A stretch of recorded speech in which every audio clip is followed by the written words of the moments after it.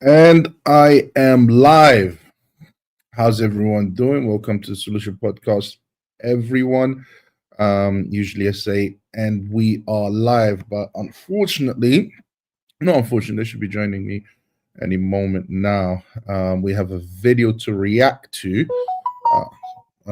My co hosts, brothers, friends should be joining me soon. Hopefully. But we have a video to react to. We're going to be reacting to what's his name? Piers Morgan. Piers Morgan had Andrew Wilson on, and Andrew Wilson, let's just say he decimated, he absolutely destroyed some feminists. I swear Piers Morgan is doing this on purpose, inviting feminists and Andrew Wilson, um, you know, to have these discussions. I think he wants to see. I think Piers Morgan wants to see or likes to see Andrew Wilson destroying feminists. I think that's why he invites Andrew Wilson and these feminists on the same panel to have these discussions. I think he enjoys Andrew Wilson destroying these feminists. I think that's the reason why. I'm not sure of their names though, but I've got some timestamps here. We're gonna go. We're gonna react to this. Shout out, we got 6 of you guys watching. Welcome to the Solution Podcast, everyone. Just bear with me for a moment, guys. Let's find out. Let's find out who these people are on the panel. Okay, while we wait for some more people to come on. Just hold on a second. Answer who's devoted. You're just it's a not, shock it's jock, not mate. psychic ability. You're just pathetic. Nobody's going to No listen argument. to you. You're When an are you going to aggressive, have an argument? insecure man. I'm going to tell you what's going We're to not happen. This taking is you going to go. seriously. Well, this is going to go viral, and a lot of people are going to take me seriously, and all they're going to remember is that I told you that you couldn't put down the Dunkin' Donuts long enough to make an argument. You all are fairly stupid, and everything that's being said is just like a comedy show. You being think you played can off on change your sex? How can you ever call anybody stupid? John Oliver stirred controversy this week by hosting a Isn't that special the on what he truth? calls a right-wing obsession with trans. But that's actually crazy, though. You look what Joseph just said. You think you can change your sex? How can you call anyone stupid? Oh my! I thought we lived in modern times. I thought we were advanced. I thought we were more intelligent now. This is beyond belief. How can you call people stupid when you were born a man and you think you can be a woman? That is crazy. That is crazy. People abandoned religion for science. And now that we're living in the so-called age of science or age of reason, we have human beings who think a man can be a woman and a woman can be a man. Now, how does that make any sense at all? I thought we lived in the age of reason. To me, it feels like when we abandon Christianity, we also abandon reason. And this is why we have the problems that we have. We have the movements that we have, which I don't want to say their names or anything like that. But you guys know who I'm talking about. But yeah. We've got just passing through here. What's good on that side? Oh, you're right. You're right, bro. I'm all right. How are you? Not too bad. Not too bad. I was just introducing the topic to the people. We've got 6 people watching. Yeah. I was just introducing the topic. Did you get a chance to watch this show? Yeah, I watched the whole episode. Yeah, me too. Hopefully we'll have JM coming through soon. But yeah, I was just trying to find out the name of that feminist that's on the panel. I'm talking about the old school feminist, the elderly woman, the woman who was looking at Andrew like he wanted to kill him. That's the I call her the real feminist. That's what I call her. I was just wondering what her name is because she said she's done she was back in the days working for She was doing a lot of work for feminism, to push feminism forward. So I just wanted to know who she was. But yeah, let's just continue. Athletes in women's sport, dedicating a large chunk of his once-a-week show to talking about the same issue. Well, J.K. Rowling told him to read The Effing Room and shared a post which slammed his 45-minute special for claiming there's basically no advantage for male athletes and that men almost never beat women. On that same night, the UK Women's Pool Championship final was contested by two people who were born as men, not women. So who is obsessed and who is right? Well, we'll debate that, and we'll debate this too. A lot of these men, these podcast hosts on the right that like to think of themselves as these big masculine men, and what am I getting out of it? I can tell you this. There's that feminism. All right, I believe There's I'm a that woman of feminism virtue, coming right? out. Yeah, there's the feminism. Oh, I'm sorry. Did you want to speak So, over a man? yeah, I don't- Inside of society, right this second, right? Masculinity is not only punished, but also women on the right, covert feminists on the right, are constantly and consistently talking about how they need to have privilege in society. Their version of masculinity is men who take care of us, men who protect us, men who do all of this. Those are all duties that men have towards women. Great. What are the duties that women have towards men? Well, that became a breakout moment from our adolescence debate and Andrew Wilson's chilling warning, of course, about the dangers of covert feminism.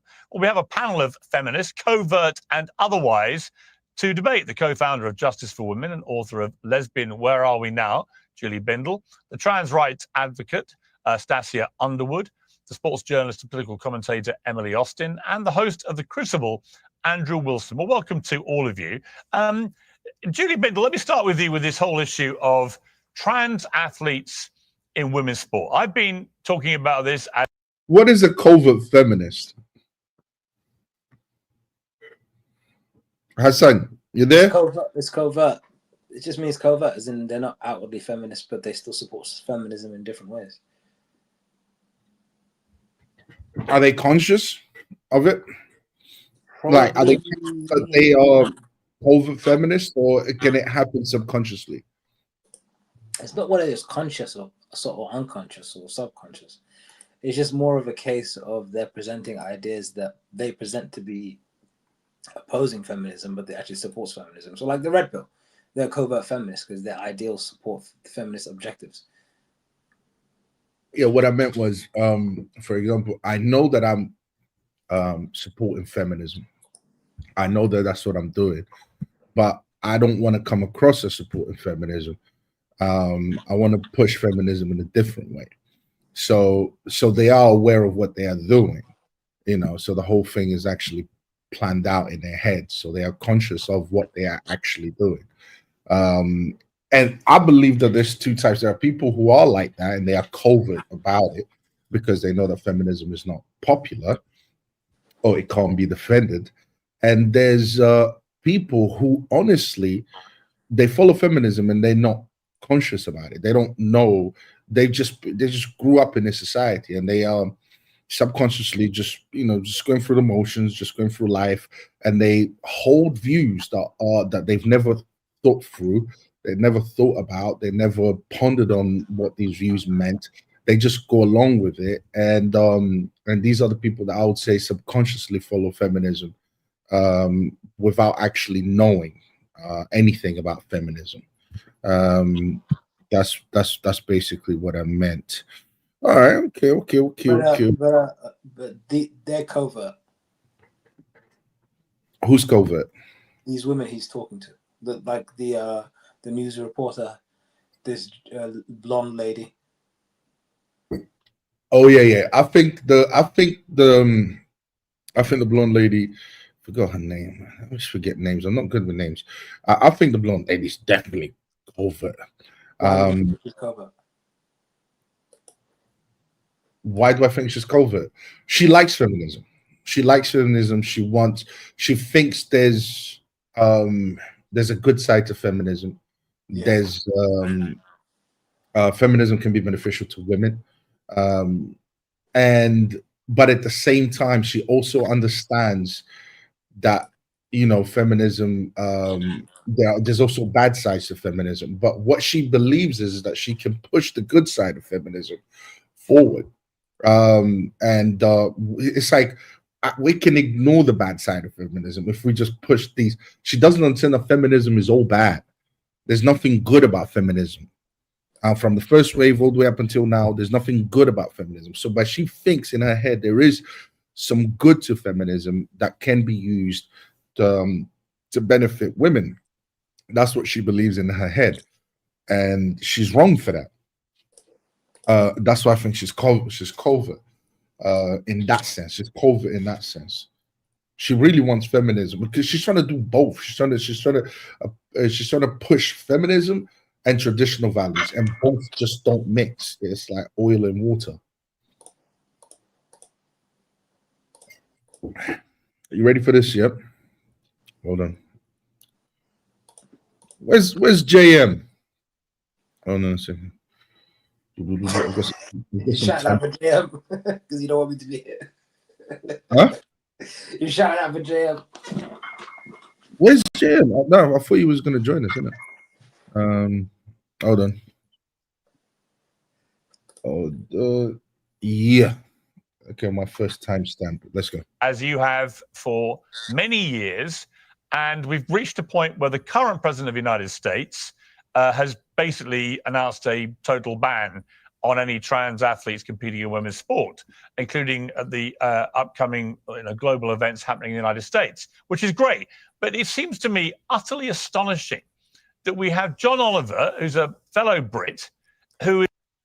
So just to give some introduction, first they started off with talking about trans issues, which I think is a waste of time because certain things are just absolutely obvious, and why are we even talking about it? At this point, I just find it ridiculous even talking about trans issues. Men who identify as women not being in shouldn't be allowed in women's sports. I mean, for goodness sake, it's like, why are we even talking about this? If you've got a bunch of men who identify as women, of course they're going to take over women's sports, and there won't be no more women's sports. I mean, this is so logical. Why are we even having a conversation about this? This is about. Then again, this is the kind of society that we live in. We have we have these stupid conversations. These stupid things are an issue in today's society. But that's how the show started off with, and then they went into this whole issue about feminism and the impact of feminism in society, and how far right, not far right, so women on the right, or what are they called again? Feminists? No, they are feminists, but women on the right who were supposed to be conservative, but really and truly are feminists, and they push the feminist, goal. And a lot of them are. So this is basically the debate. This is the structure of the debate. So they start off with the whole trans thing. So I just wanted to go for a few clips so we can quickly talk about it, and then move on to the meat of the actual show. Hold on a second, guys. Shout out to everyone watching. Who is on American television and for 45 minutes seriously trying to argue that people who are born biological males have no advantage over biological females when it comes to sport. Mm-hmm. How can this still be happening? It's utterly ludicrous. Either we have women's sports or we don't. Either we recognize that sports are segregated for good reason, or we don't, and we put everybody in together and then see what happens, which is like the bad old days when girls and women wouldn't come forward to compete, or they wouldn't join tournaments. Even if you look at something like poker, which Oliver was joking about, how can this be an issue? How can poker even be discriminatory? There's no strength involved. But the sexist environment of poker tournaments and what men would call joking and teasing and the like put many women off competing. And so let's just see what happens if we then decide that there should be no single-sex sports and that women's sports were ridiculous to start with. Because that's what he's arguing. Yeah. Stasia, look, as I've repeatedly made clear about my own position, which often... Oh, bro, did you understand what she was just saying? She said single-sex sports. What's that? I might have to rewind Might have to rewind and listen back to what she actually said, because she was asked a question, and the question was simple. You know, this whole trans thing is destroying women's sports, so it should have been a straightforward answer. But she went into some other sports, with apparently where women are being laughed at, or when men are making jokes and about women or treating women in a bad way. And I'm thinking, what has that got to do with trans? What has that got to do with anything? This is single sex sports. What the hell's that? Like I don't know what the hell she was talking about. Maybe I'm wrong. I don't know. You know, let's just hear what she said. Of poker tournament. Yeah, poker. She went into poker. I was thinking, what the hell has poker got to do with anything? Wow. To sport. How can this still be happening? It's utterly ludicrous. Either we have women's sports or we don't. Either we recognise that sports are segregated for good reason, or we don't, and we put everybody in together and then see what happens, which is like the bad old days when girls and women wouldn't come forward to compete, or they wouldn't join tournaments. Even if you look at something like poker, which Oliver was joking about, how can this be an issue? How can Did you just get that? There's so much overt thing going on in her speech. She said, "Girl." She referred to the women as girls, first of all, and then she said the bad old days, which I don't know. I don't know the history of how women are treated, but whatever. And then she said, but then I'm listening to her argument. I'm thinking, everything you're arguing for is suggesting segregation in the workplace, let alone in sports. Because if you can get intimidated at a poker game, how are you not going to be intimidated in the workplace? Yeah. But at first she said that there's good reason why the sports are segregated, you know. But then she went into, if you make it all into one, then it will remind her of the good old days where women used to basically get bullied in sports and put women off. And I was thinking, what the hell is she on about? Do you see what I'm saying? Like, it's like, I know what she's saying, but a part of me just doesn't want to.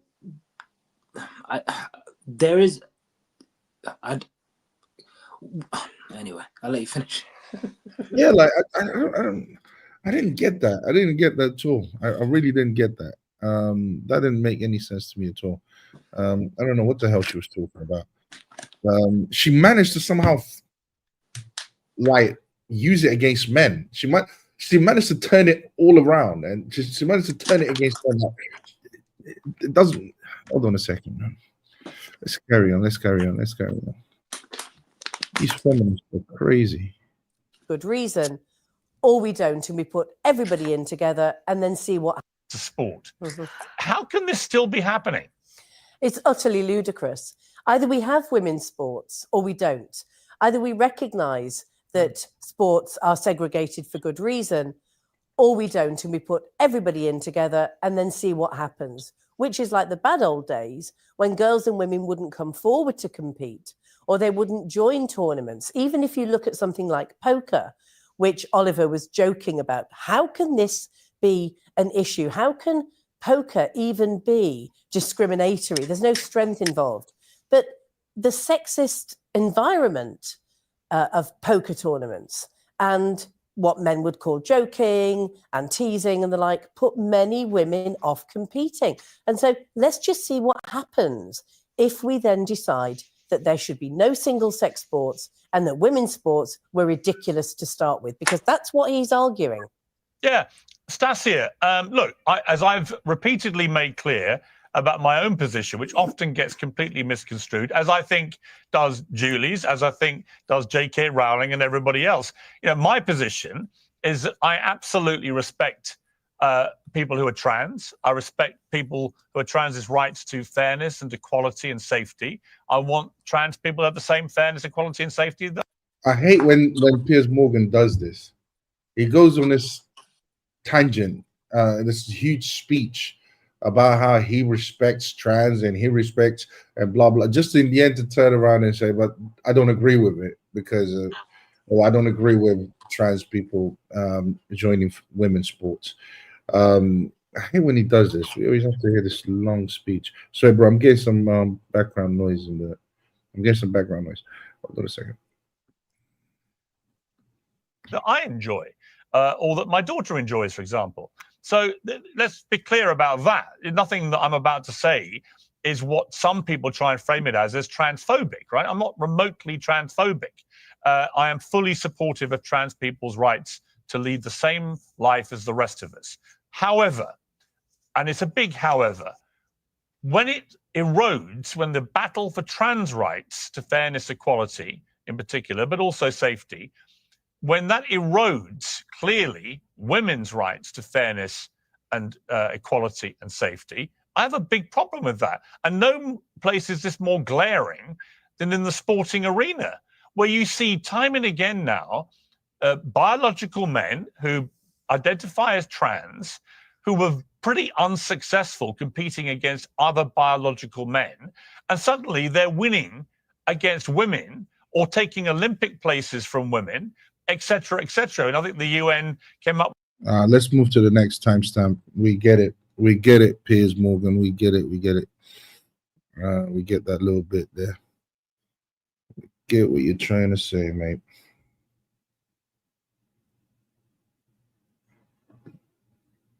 Free. Order your Power Rack Pro and save 10% with promo code Piers. No more excuses. I just think it's so infuriating because ultimately I know many trans people and I've spoken to them about, playing in women's sports, etc. And the biggest issue they face is that they just want to be accepted. Now, if I was a trans woman and I just wanted to be accepted, I'm going to do the exact opposite of what you're doing. You want to paint all of these labels on you. You want to play identity politics. You want to play the victim, but you want it to be treated as if you're any superior. That's not equality. You receiving special treatment that does not make you equal but makes you superior to others is not looking to be included. It's actually making people detest your cause. It's making people think that you are a moron. And the way that you're trying to represent the trans community as a whole by just denying that there's a threat and being delusional about it is not helping the trans people. You're making people look at you from the outside and say, wow, they are out of touch with reality. I think that the verbiage that you use in this statement is very clear on where you stand on trans issues. I'm going to go back to my original point. You guys trying to take out trans people from sports as a way to eradicate trans people from public. But we're not. We're Nobody trying to has said eradicate anything. lunatics like Nobody, yourself. Stasia, nobody has said that. And this. Do you know what I love about the trans person? That man trying to be a woman. Do you know I loved about it is she just said you guys are just trying to eradicate us. That's it, and that's all she says all throughout this entire debate. That's her only argument. It's like she doesn't try to engage with what they're saying. She doesn't try to see it from their perspective. She doesn't try to do any of that. She just has a one line.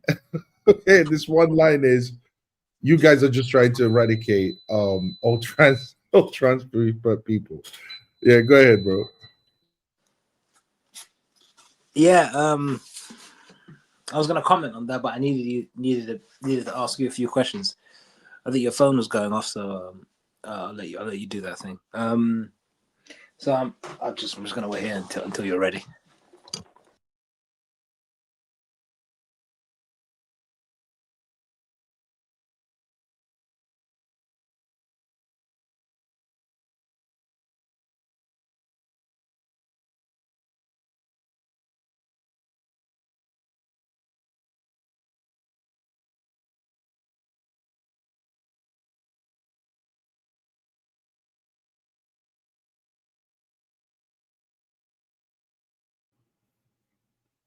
Yo, bro, can you hear me?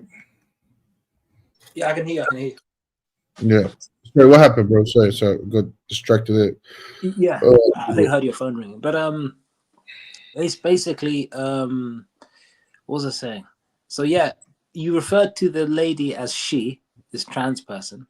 So I guess you're using the correct pronouns. But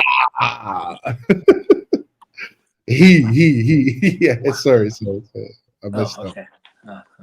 But see how that could be seen as being transphobic, because this person here is trying to make the point that if you segregate them from women's sports, you're denying their gender identity, and it's kind of it displays a certain level of cognitive dissonance to accept their gender identity in one place but to reject it in the other.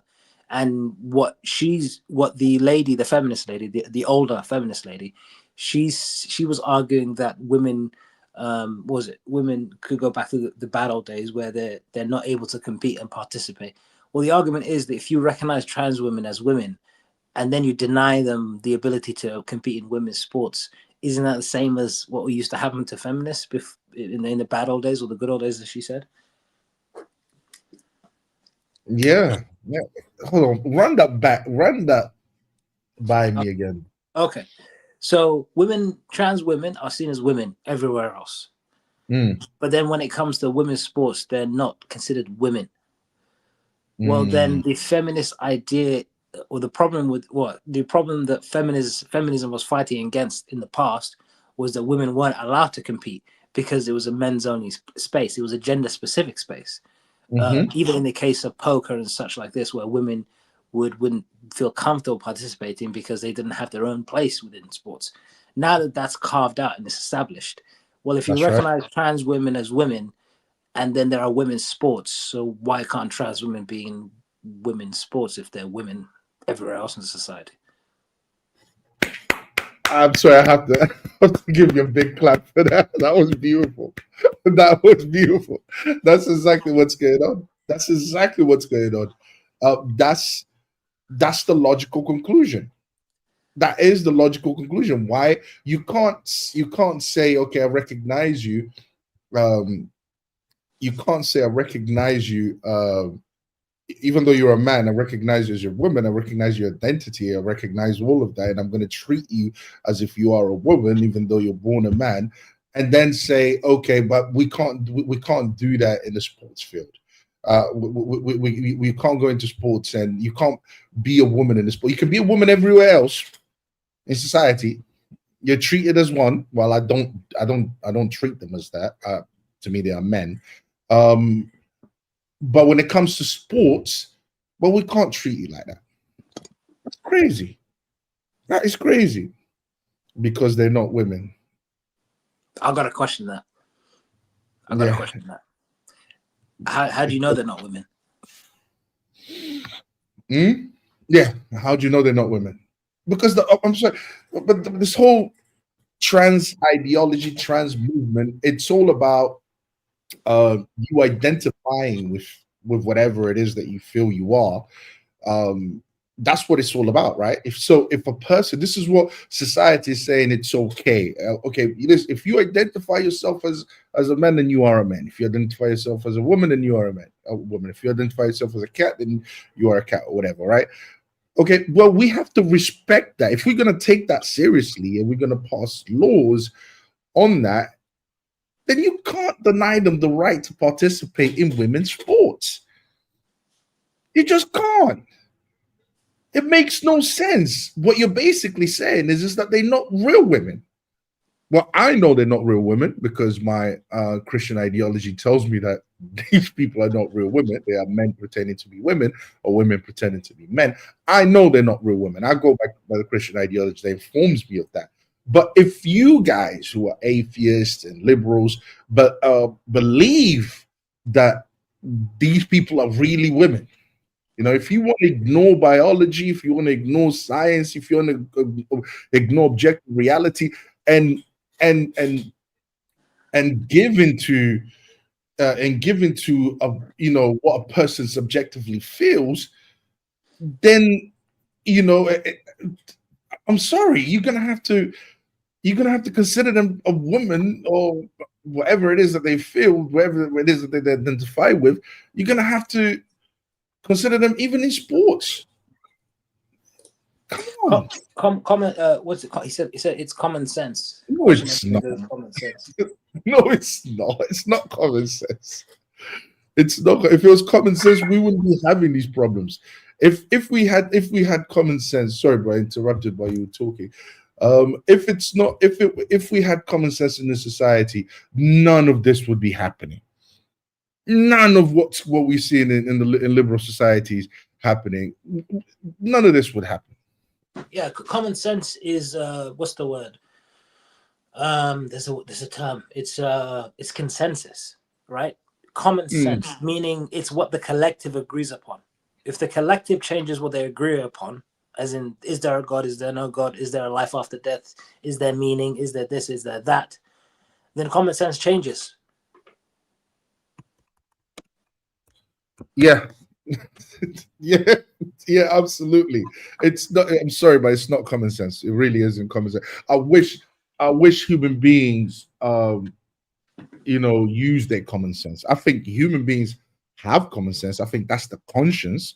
But I don't think they use it. I don't think they utilize that common sense. I'm sorry, but they don't, because look at what we're seeing in society today.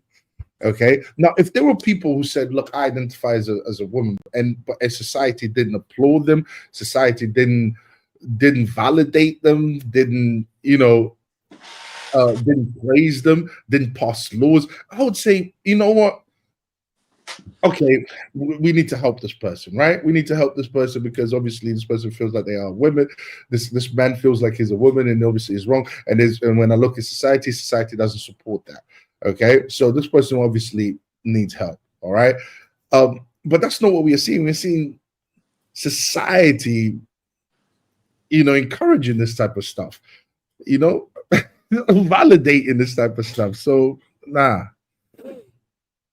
But this is the thing: you can subvert common sense, or you can overtly alter it.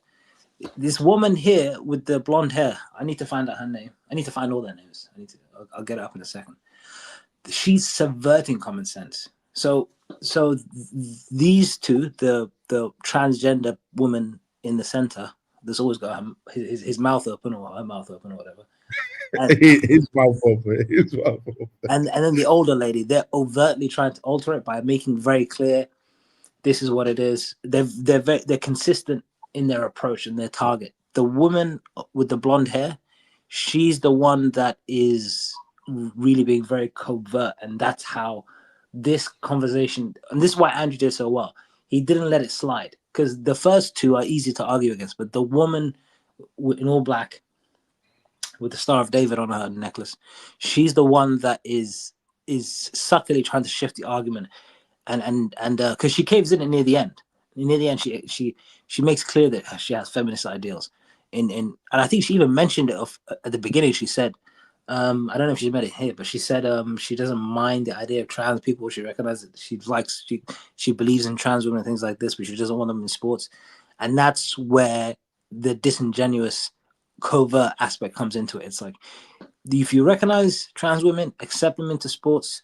If you don't, then what reason is there? And if there's a reason, if there's a religious reason, which I'm guessing there may be, then you're not following it, and there's certain beliefs that you have that are incorrect as well, which is what Andrew points out to. That's right. Even Piers Morgan, so question everything, says, I agree, common sense isn't common. That's why people believe men can get pregnant now. Yes, common sense is definitely not common, but there's a reason why common sense is not common. And I believe that, well, this reason is because they've abandoned the ideology that gave them common sense. And now they're working with this liberal ideology that, I'm sorry, but when it comes to common sense, it has none. But even Piers Morgan himself, and guys, listen, the link is in the chat, and feel free to join. Feel free to join if you have an opinion. Don't be afraid. Feel free to join if you have an opinion on this matter. It's absolutely fine for however long you want to join for. It's absolutely fine, guys. We're just discussing this topic. Yeah, and even what's his name, Piers Morgan. Look at Piers Morgan would be like people would say Piers Morgan's opinion is of a person who's on the right, on the right of politics, right? A conservative opinion, so to speak. And look at Piers Morgan. To me, I don't find Piers Morgan's opinion on this issue conservative at all, or right wing at all, because he's saying it's okay to be trans. He's saying it's fine. I respect trans people. I respect their rights to exist as whoever they identify as, but I will not. But I don't think it's fair. It's right for trans people to join women's sports because there's an unfair advantage there, and it's unfair to women. Blah blah blah blah blah blah. And I'm thinking even the position that Mr. Piers Morgan is taking here is first of all, it's not a conservative position, but the position that he's taking is very dangerous. It's very, very dangerous. I don't think he even realizes that. Only we're about to listen to it now. Only Andrew Wilson had the correct took the correct position on this one. But let's continue. And where's the next timestamp? Well, this is all common sense, though. Like, how did we get here? Or in their own category. In the category that would make sense. Or in their own category. Well, there's not enough of them to create a category. Like the percentile is so small. Actually, there actually are an increasingly large number of trans athletes around the world. Actually, it's not true. Andrew, you've been waiting very patiently. Thank you. This seems to me, this whole debate so far highlights the way this debate has been framed now for years, which is that any attempt to question what is obviously grotesquely unfair and unequal and indeed unsafe is branded transphobic, even when there's no evidence to suggest that the people saying it are transphobic. Well, it's not just that. I mean, basically everybody in this panel is wrong. So to start with, this person says, well, before we get to Andrew, Piers Morgan, do you hear what he said there? He's trying to protect his own liberal ideals. If you just go back, he's talking about himself. If you just go back like a few seconds, just to see what he said before. Hold on. 1544. Patiently, thank you. This seems to me, this whole debate so far highlights the way this debate has been framed now for years, which is that any attempt to question what is obviously grotesquely unfair and unequal and indeed unsafe is branded transphobic, even when there's no evidence to suggest that the people saying it are transphobic. That's it. Well, it's not just that. I mean, basically everybody. He's talking about himself. He's saying, just because I don't believe women or trans women should be in women's sports doesn't mean I'm transphobic. What does it mean to be transphobic? Why is that transphobic? What is transphobia? What is a woman? What is a trans woman? What is a woman? There are so many questions that you've jumped over there to get to that conclusion of, well, I've already accepted the idea that a man who identifies as a woman is a woman. Therefore, I can't be hateful of trans women and I recognize them as women. But then on the other hand, I don't want them in women's sports. It's like you're jumping through. No, that is transphobic. By definition, yes, it is transphobic. Not because you fear women entering. Sorry, you fear human Trans beings. women. Yeah, you fear men that identify as women entering women's sports. If you're going to identify them as women, if you're going to identify men as women, and if you're going to look at them as women, then it makes no sense that you would be scared that these women would join women's sports or would want to compete with other women. Unless you're transphobic. Unless you're transphobic. This guy's a transphobe this whole time. Unless you're transphobic. Yeah. So this whole time you are transphobic. Oh my, the comment says it really isn't common anymore. Makes no sense at all, these people, man. Oh, God save us. Oh, right. Okay. Okay, Andrew Olsen, he comes to save the day. Hold on. Everybody in this panel is wrong. So to start with, well, it's not just that. I mean, basically everybody in this panel is wrong. So to start with, this person says, well, you know, the thing is you just want to erase transgender people altogether, Piers, and then says, I wasn't saying that, Piers. I wasn't saying that you want to erase trans people, not you specifically, when clearly that's what you were saying. At least get behind the statements that you're making. The TERF starts out by saying, well, I've been here reinforcing women's rights this entire time, right? And then the TERF says, right on top of that, well, but, you know, poker's very misogynistic. She can't wait to dunk on men. Very first thing she does is dunk on men in order to somehow elevate women, right? You're all insane. The truth is that the only reason that this happens to begin with is because women vote for it. They vote for it. They vote blue. They vote left. They vote in the same politicians who get behind all of this stuff. You're the deciding vote, right? And you have empowered women to do that as much as possible for the political process to do that. All of you are responsible for this. Every last one of you. Really glad that you're so Emily as perfect. well? Yeah. So I just had to play the reaction a little bit. Do you agree? Yeah, he's right. He's right. It's not that I have anything against it, but he's right. He's right in the sense that. Are you transphobic? I said.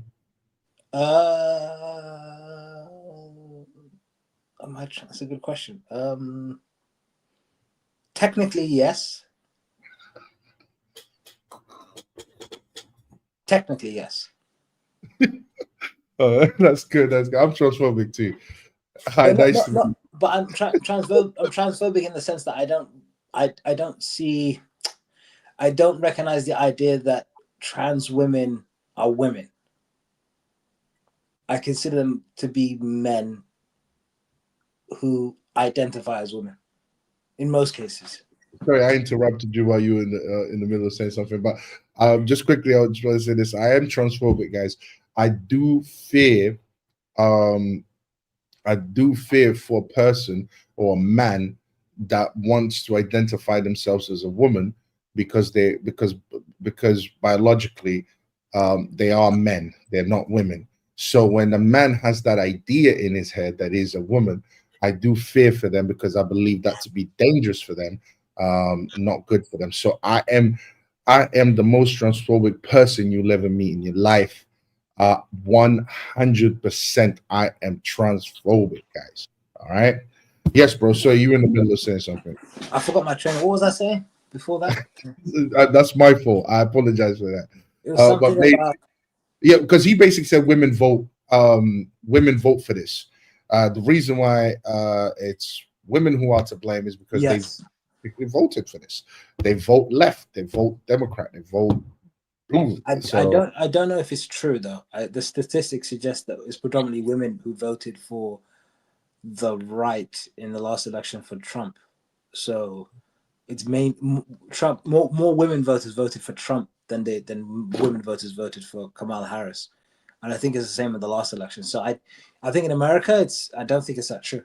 I think women in America by the majority seem to be more conservative, not necessarily anti-feminist, not necessarily Christian, if you want to say from your perspective, but certainly more conservative. So this woman here who voted for Trump, she represents the majority rather than the minority in the US. So are you saying that women are not voting for these trans policies, trans issues, the homosexuality, for them to be able to get married? So what you're saying that women are not voting for these things? I don't have the stats, so I don't know. I'm willing to take his word, because I do see women being more sympathetic towards these issues. Groups, these issues, when it comes to homosexual marriage, when it comes to trans issues, LGBTQ issues. I do see women being more sympathetic towards them. But I don't have the stats. I don't know the stats. Because if they are not voting for it, then, well, something is pushing. Me personally, I think the right and the left both push for that. I think society has got to the point where they accept that trans people are, they accept that homosexuals should get married. They accept that, they accept LGBTQ, they accept trans issues, they accept all of these things.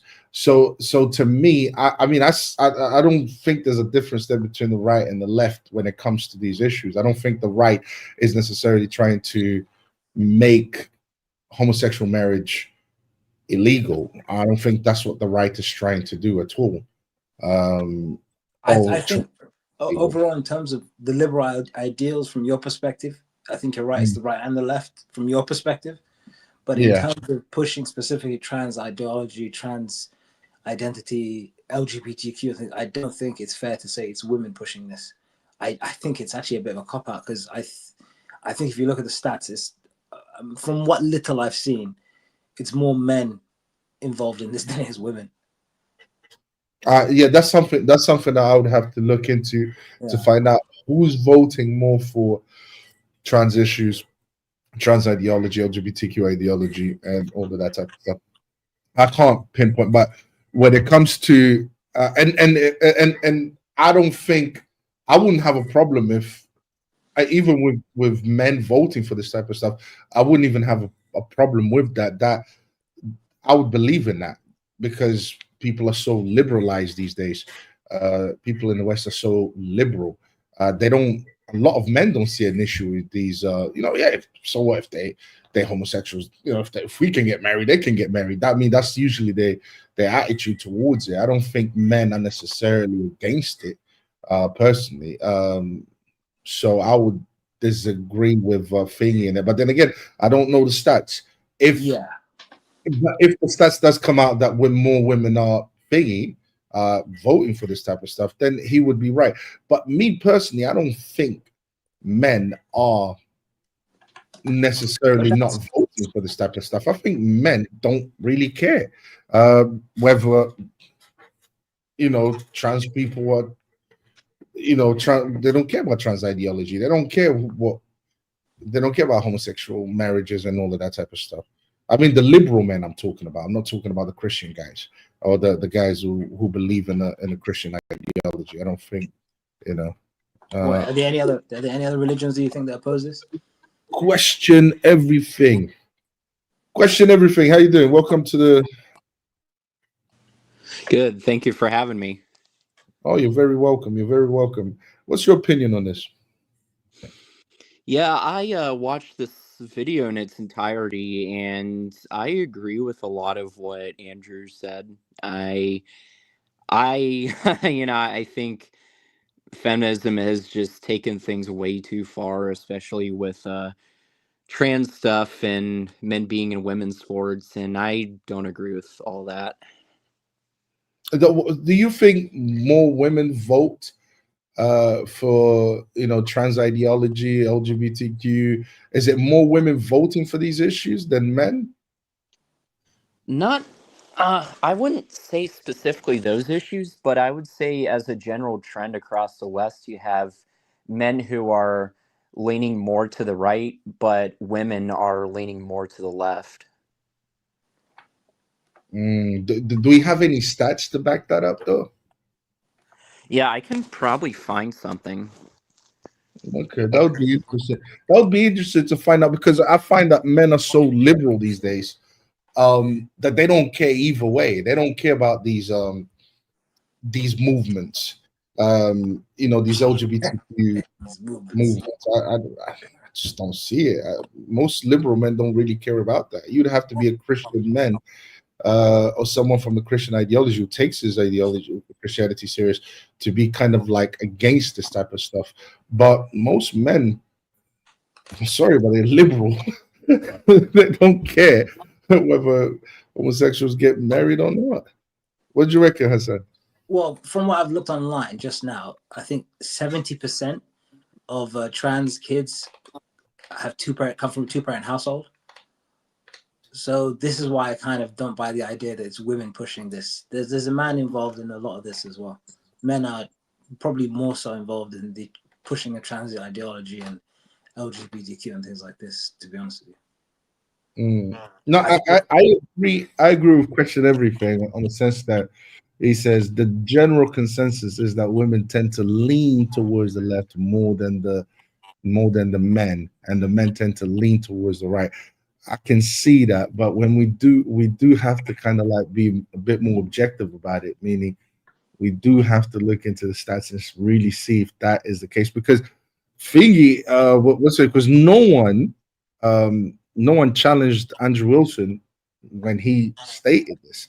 So everyone, I think it just feels like women are more left, and because it benefits them more, and men are more conservative because it benefits them more. But the stats don't necessarily lean that way. I think women, from what I've read, they're the ones that voted most for Trump in the last election, and I think women were less represented in the Democratic vote.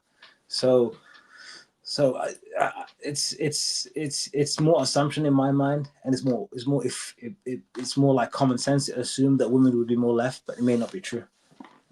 But then again, when I think of the feminist movement, which was predominantly a woman's movement, I'm not saying that men were not involved in it, but I would say that it would make sense that more women would vote towards these issues because even the legalization of homosexuality and all of that happened in the 1960s. It was tied with the feminist movement. Even there was a pedophile movement as well during that time, and that was also tied with the feminist movement. You have organizations today that are run by men that promote the living organizations. Sorry, organizations that are still active, like NAMBLA, which are predominantly headed by men. So but what makes sense. Yeah. Sorry, but what I'm saying is, it's like predominantly feminism was like the big movement in the 1960s. That was the big movement. Then you got all these little movements that kind of like, went behind feminism, and feminism kind of supported all of them. But who funded, supported, and propped up feminism? It was the men. Absolutely, 100%. Yeah, that's what I'm thinking. They can have it as an idea, but it's just men who have ulterior motives just running with it, I think. No, but I'm thinking, like, when it comes to the population at large, whether it's more women leaning towards these issues or men. When I think of that, I think because of feminism is to do with women, women's rights and so on and so forth, then it would make sense that more women would lean towards these issues just because of the impact of feminism and how most women now think in a feminist way. A lot of women, the way they interpret right and wrong is through the feminist lens. So to me, it would make sense that more women would lean towards this. Again, we don't have the stats, so what do you reckon? Question everything. I've got a Gallup poll here that was released last year where it says that men's ideological views have changed less than women's, but are slightly more liberal, whereas young women's and senior women's liberal identity was up by 11 points since 1999. Oh wow! Oh wow! Yeah.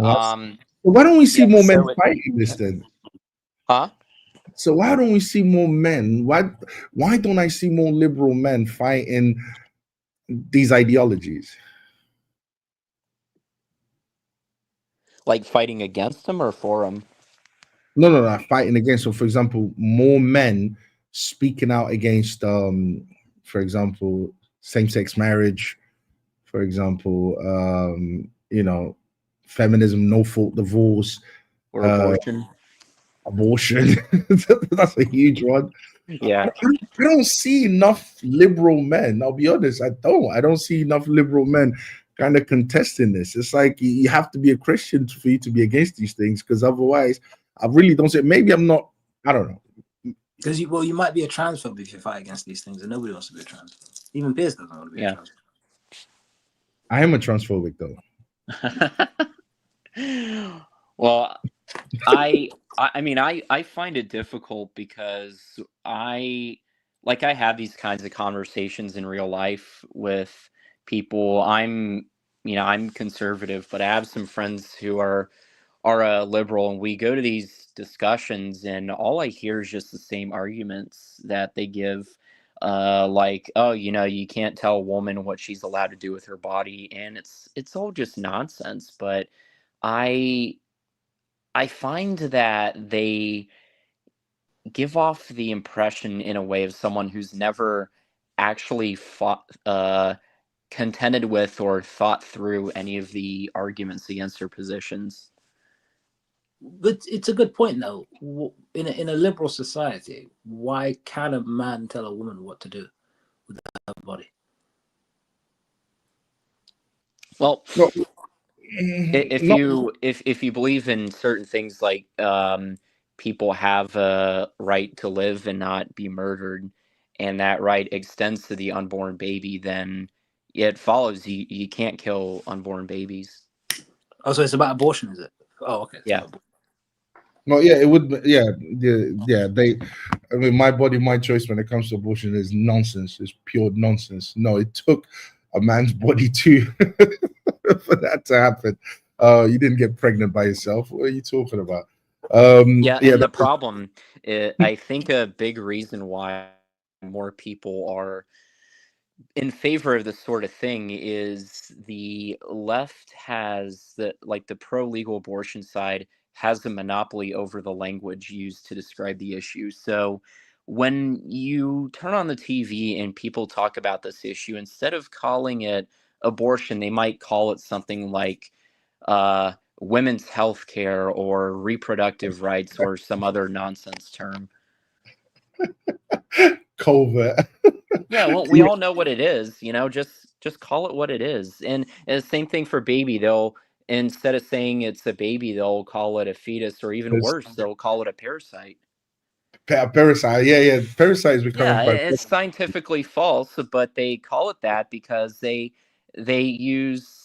tell us to trust the science when they don't even believe it, when it contradicts their ideology. I think they tried to dehumanize the person, in order to make abortion be less, and in order to humanize abortion almost. They tried to dehumanize the actual baby that's inside the womb in order to make abortion palatable. I don't think that's the objective, though. I don't think that's the overall objective. The overall, what, to not call the fetus a baby? Yeah, when Question Everything points out the language used in specific ways and you said dehumanize. I don't think the objective is to dehumanize. I think the overall objective is to de-Christianify, if I can use that term, because de-Christianize. Okay, I'll say that. De-Christianize the concept of it being immoral to abort a fetus, which I think is the overall goal, because these concepts of abortion is murder, if I can say that without it being flagged or whatever, or use the word delete, right? Is only a Christian concept, and it's not necessarily that they just have this belief that what they're trying to do is shift away from a particular belief. Yeah, the problem is that in the discussion that I went to where we talked about this issue, the other side tried to paint the pro-life abolitionist group who were against legalizing abortion as just being religious fanatics. And I pointed out that, hey, there are even secular people in America, believe it or not, who are also against abortion. The problem, though, is that there aren't very many of them. You tend to find that among atheists and agnostics, for some reason, most of them are very politically left. And it makes sense. I do see where Hassan's coming from with the whole de-Christianize But I think it's both. I think it's both because there's I do find that secularism is trying to, or liberal secularism is trying to get rid of Christianity. I think that there's that agenda exists in the West. There's- In the West. in the West, yeah. But there's also another agenda that exists, which is to kind of dehumanize the fetus by calling it a parasite, by calling it these names. And the reason why is because we're human beings at the end of the day. Whether you're Christian or not a Christian, you can still, just by using your conscience, you can still determine whether killing a baby is right or wrong. And most people you don't really need religion to know that it is wrong. So it's just that I just find that the atheist and the secular liberal person who doesn't really care about religion and so on, I just find they're easy to persuade. They're easy because they don't really hold to an objective moral standard like Christians do. So they're easy to persuade with secular arguments, and so they have to use language that dehumanizes the fetus. They have to use that type of language, calling it a parasite and so on and so forth. But yeah, you absolutely. I think it's both. It's to de-Christianize society, which is what liberalism has been doing, and it's also to dehumanize, the fetus. But let's continue with the reaction. I think it's both. Leave me out of this one. I'm good. Well, we'll see. Well, that's what Andrew kept saying. All of you. Do you include Emily, Andrew, or not? Well, I just assumed it. I just assumed it. But this is the truth. The truth is, we begin with these crazy ideas, right? Under patriarchal rule, under men, this would never have happened, right? If you look at how men vote, they vote against this nonsense. And it's fathers who are on the front lines against it. It's women who are trying to transition the children, not men. Give me a case example of where male fathers are trying to transition their kids. It doesn't exist. It's a female-only phenomenon. Literally a female-only phenomenon. That is insane. Yeah, show me one male father who's fighting in the courts to transition their son to a girl. Actually, Nowhere. I made a That's a reach. podcast series I've seen men on about this. TikTok that are diseased. I interviewed quite a few fathers that are pushing for this. But the point is that this is something that benefits men, and it's men that are the ones that are saying they're women. They are all of a sudden the oppressed, and feminists like me are the oppressor, and that they're too weak and pathetic to fight and play against other men. And what do? They come and beat up on women. Do you vote left, ma'am? I don't know what vote left means. So, Andrew Wilson, can we think of an example of a man fighting for these, for the left or to transition their kids?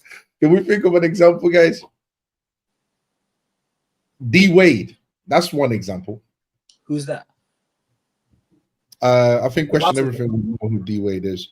Oh, the basketball. D. Wade is the basketball player who I've heard him talk about this, and he basically said he supports his.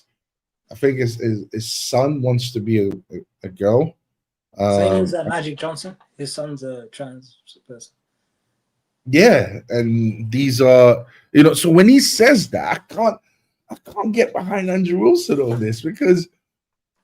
Because he said one single man, give me one single man. And I'm like, okay, now you're taking it too far. You're not even saying the majority of men don't go for this. You're saying, are less likely to go for this. You're saying, show me one single man. And I'm like, what are you talking about? Plenty of men out there pushing this ideology. That their boys can be girls and that the girls can be boys. Same with I've got a list here. Marlon Wayans, he's got a trans son. I've got a list. So I said, I've got a list here. There's a lot of celebrities who have trans kids for some reason. It seems to be a celebrity thing. So don't get too famous, Octavia.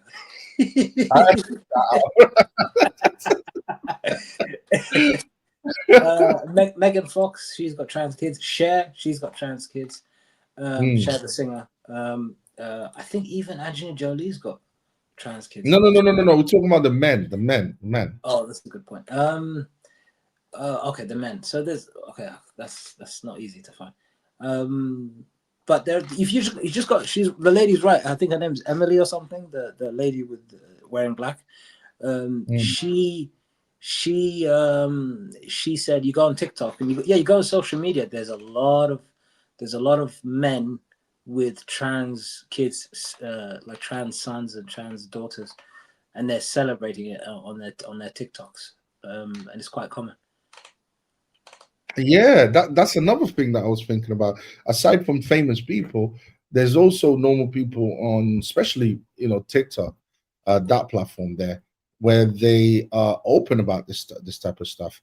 And again, it's I mean, when you look at these men, they tend to be liberal men, liberal atheist men. So I don't know if I agree with Andrew Wilson in this one. So I don't agree with Andrew Wilson in this one, because there are plenty of men pushing for this type of stuff. He should have said, look, are the majority of men, because I don't think the majority of men are. I don't, but then again, I don't have the stats to bloody make. Yeah, you might be assuming, yeah. Question everything is on mute. Question everything. I was gonna ask you what your opinion is on this one, but what do you reckon? Yeah, I think both men and women are guilty of pushing this stuff. I don't know any names of people who who like have gone to court or any of this, so I can't really provide anything. But yeah, there are men and women who are both in favor of this.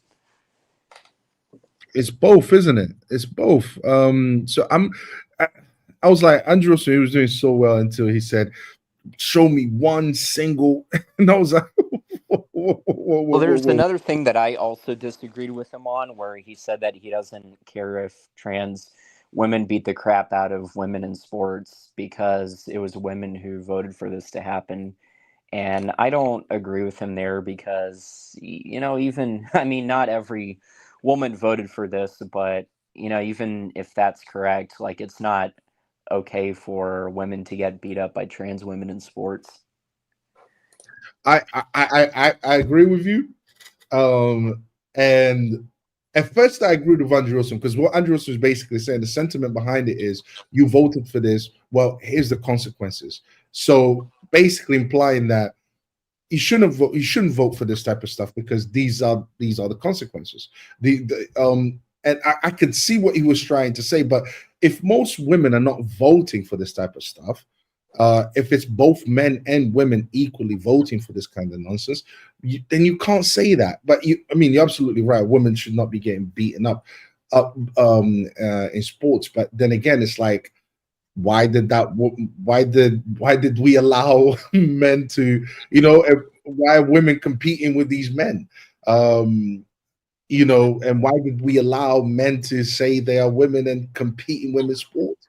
It's like, that doesn't make sense either, to me anyway. But I understand where you're coming from with that one. I'll be tuning in. Huh? I'll be tuning into trans women against regular women sports. It is wrong, but that's liberalism. I'm sorry, liberalism unchecked. Think about this for a second, right? Liberalism. If liberalism goes unchecked, then it's really the concept of freedom, that you can be free and you can do whatever you want. Liberalism is just basically, it's like saying, do as thy will, do whatever you want to do. That's what liberalism really comes down to. All right. The only thing that the concept of freedom is a good concept, but you do have to regulate it. You do have to. It can't go unchecked. This concept of freedom, and when the concept of freedom goes unchecked, it can become as ridiculous and as absurd as this idea that a man can be a woman and a woman can be a man. It can be, a woman can compete with a man. It can become that absurd when this idea of freedom goes unchecked, and this is what I'm trying to say. Like, when liberalism, because the concept of freedom, I mean, I find it in Christianity, of freedom of speech, freedom, and all of that, and this is where basically the liberals got these ideas from. But the only issue is, see, with Christianity could keep it in check, but since they got rid of Christianity, now there is nothing keeping it in check. You can be free to the point where it's absurd. It's where a woman can be a man and a man can be a woman. That's the issue. That's the real issue. 1 second, guys. Enough to make anyone's financial future feel grim. So what is the solution? And then they moved on to the next part of the debate. Well, hold on, before we get to that. Or text Piers, that's Piers, to 65532. That's 866-692-2474. Or text Piers to 65532. All the details are in the description. Now on with the show. On the subject of it, because Andrew made a lot of news on social media with his debate with Tommy Lahren last week after accusing her of being a covert feminist. Let's remind people of that clip which went viral. Most men are born to be protectors and providers.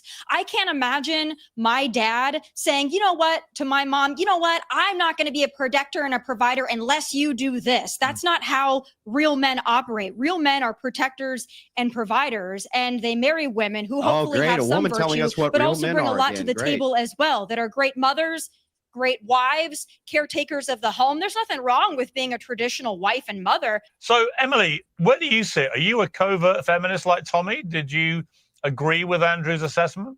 I'm not a covert feminist. I am very outwardly, the word feminism has been hijacked by like the woke left, who uses it as an excuse for psychotic women and liberals to scream on the streets, we want equal rights when we have equal rights. I'm more so an empowered woman who encourages other women to, be independent, work hard, chase your dreams. And that doesn't come at the expense of being feminine. It doesn't come at the expense of now as a... She just contradicted herself. Yeah. And this is the strange, this is like the what do you call it, the cognitive dissonance or whatever. She's saying feminism has been hijacked by the such and such. This is what really feminism is. But I'm not a feminist, and I just, you can do whatever you want, but I just encourage women to go out there and chase their dreams. And so, it's like you're promoting for feminism, but you want to be a part of the men's club. You're too disingenuous to point out the fact that you are a feminist, which is her choice, if she wants to do that. But she wants to hide her true intentions. It seems like she wants to have her cake and eat it. She wants to tell men what to do, but she doesn't want to say that it's coming from her and her feminist perspective. And this is why, and those women who are the go-getters, who are the ones who pursue their dreams, ambitions, or whatever, who are feminists to a certain perspective, by anybody on the panel's definition, they're the ones that have the most trans kids. They're the ones that tell their boys that they can be girls, and tell their girls they can be boys, who have these ideas and push for these ideas in a variety of places. So the concept of I'm the good feminist is what she's going for, and it's coward. And Andrew's right to point out, which is the main reason I like this episode, because it points out to the tradcons, or the whatever they're called, the conservative Christian but not Christian, Jewish but not Jewish type people that are just trying to play both sides in a sense. It calls them out. They're definitely not Christians, that's for sure. You can't be a Christian and believe in feminism. I mean, the way she contradicted herself, it was literally ridiculous. It was. What do you think what an independent woman is? That concept of being independent, being an independent woman, comes from feminism. It's like she doesn't even realize what she's saying. But the thing is, if she was trying to be covert feminist, then she's not doing a good job of it. She can't even be covert about it. Well, there was nothing covert about what she said. It's like, at least do your job properly if you're going to be a covert feminist. I don't believe I'm a covert feminist, and then I go and basically say everything that makes me a feminist. It's like either she doesn't understand what feminism is all about, has no idea what feminism is about, the history of feminism and so on, and feminism's goal, or she's just silly and stupid and naive. Um, that's my opinion when it comes to her. But yeah, she's the type of woman. I don't this conservative Christian. There's no such thing as a conservative Christian. What the hell does that mean to be a conservative Christian? I don't like when people use that terminology. You're either a Christian or not a Christian. There's no conservative Christian. It's like you're attaching another ideology to Christianity. This is why, listen, this is why I tell every single guy that's a Christian out there, look, listen, don't vote for the Conservative Party or the left party. They're just as bad as each other. If you're going to vote for a party, if you want to see the West become more Christian, then you have to vote for an actual Christian political party. That's what you'd have to vote for. Anyways, yeah, question everything. What do you have to say in regards to this? Well, the way I look at conservatism as a political stance or how I believe society should be organized is more as a way of valuing traditions that, made the West for what it is, like the right to a trial by jury or creating the institutions in our country. But also, along with that comes with the traditional morals that built our society, values like honor and duty, and also a reverence for authority and hierarchy. And you don't really see that in many Western countries anymore, unfortunately. I characterize myself, and I'm still making up my mind about this, but I characterize myself more as a classical Burkean kind of conservative. And I think that the conservative movement has lost its way by adopting all this other stuff to it and trying to be more liberal when, it could go back to its actual roots. Like, hey, like what was it that built Western civilization and what can we do to go back to that? What changed? In your opinion, what changed? A lot of things. Now, The Enlightenment. how did the conservative go from a party that took pride in its traditions? And I'm thinking traditions. I mean, when I think of tradition, I'm really and truly thinking of Christianity, in its moral traditions and so on. What happened to the Conservative Party? What changed? I think it was a number of different things, but it happened within the last 100 years where you started to see the normalizing of certain practices like the legalization of contraception in America, as well as mainstream Christian denominations coming out and saying, yeah, we're okay with contraception. And it started, I believe, with either the Anglican or Episcopalian church is saying, yeah, it's fine to use contraception. And I think one of the few denominations that's still against artificial contraception is the Catholic Church. I don't. There are probably others, but I don't think there are as many that are as vocal as against it. But you had that, and then you also had the sexual revolution that happened in the 1960s, and that played a big part in it as well. And I think what led up to that was actually World War II played a big part as well, because what happened during that time in America, at least, is you had a lot of men that were shipped off to go and fight the war. And because a lot of men were off in foreign countries fighting rather than being at home doing the jobs they normally do, those jobs were taken over by women. And then when the men come back, you start to have a I don't know, it's like this how should I say it? Like the social dynamics of it are starting to change, where before it was just the men doing all these hard jobs, but now since you have the women doing them, now a lot of them are saying, hey, like we can do all this stuff too, why can't we do more? Why do we have to what like, why can't we focus more on our careers instead of establishing and taking care of a family? So I think the social dynamics that change as a result of men being shipped off during World War II also played a part. I agree with a lot of what you said. I don't really believe that women were necessarily doing all the hard jobs. A lot of men did go out to fight in World War II. Just in Europe alone, 55 million died. No, I think overall it was 55 million men that died. I think men were still doing the hard jobs.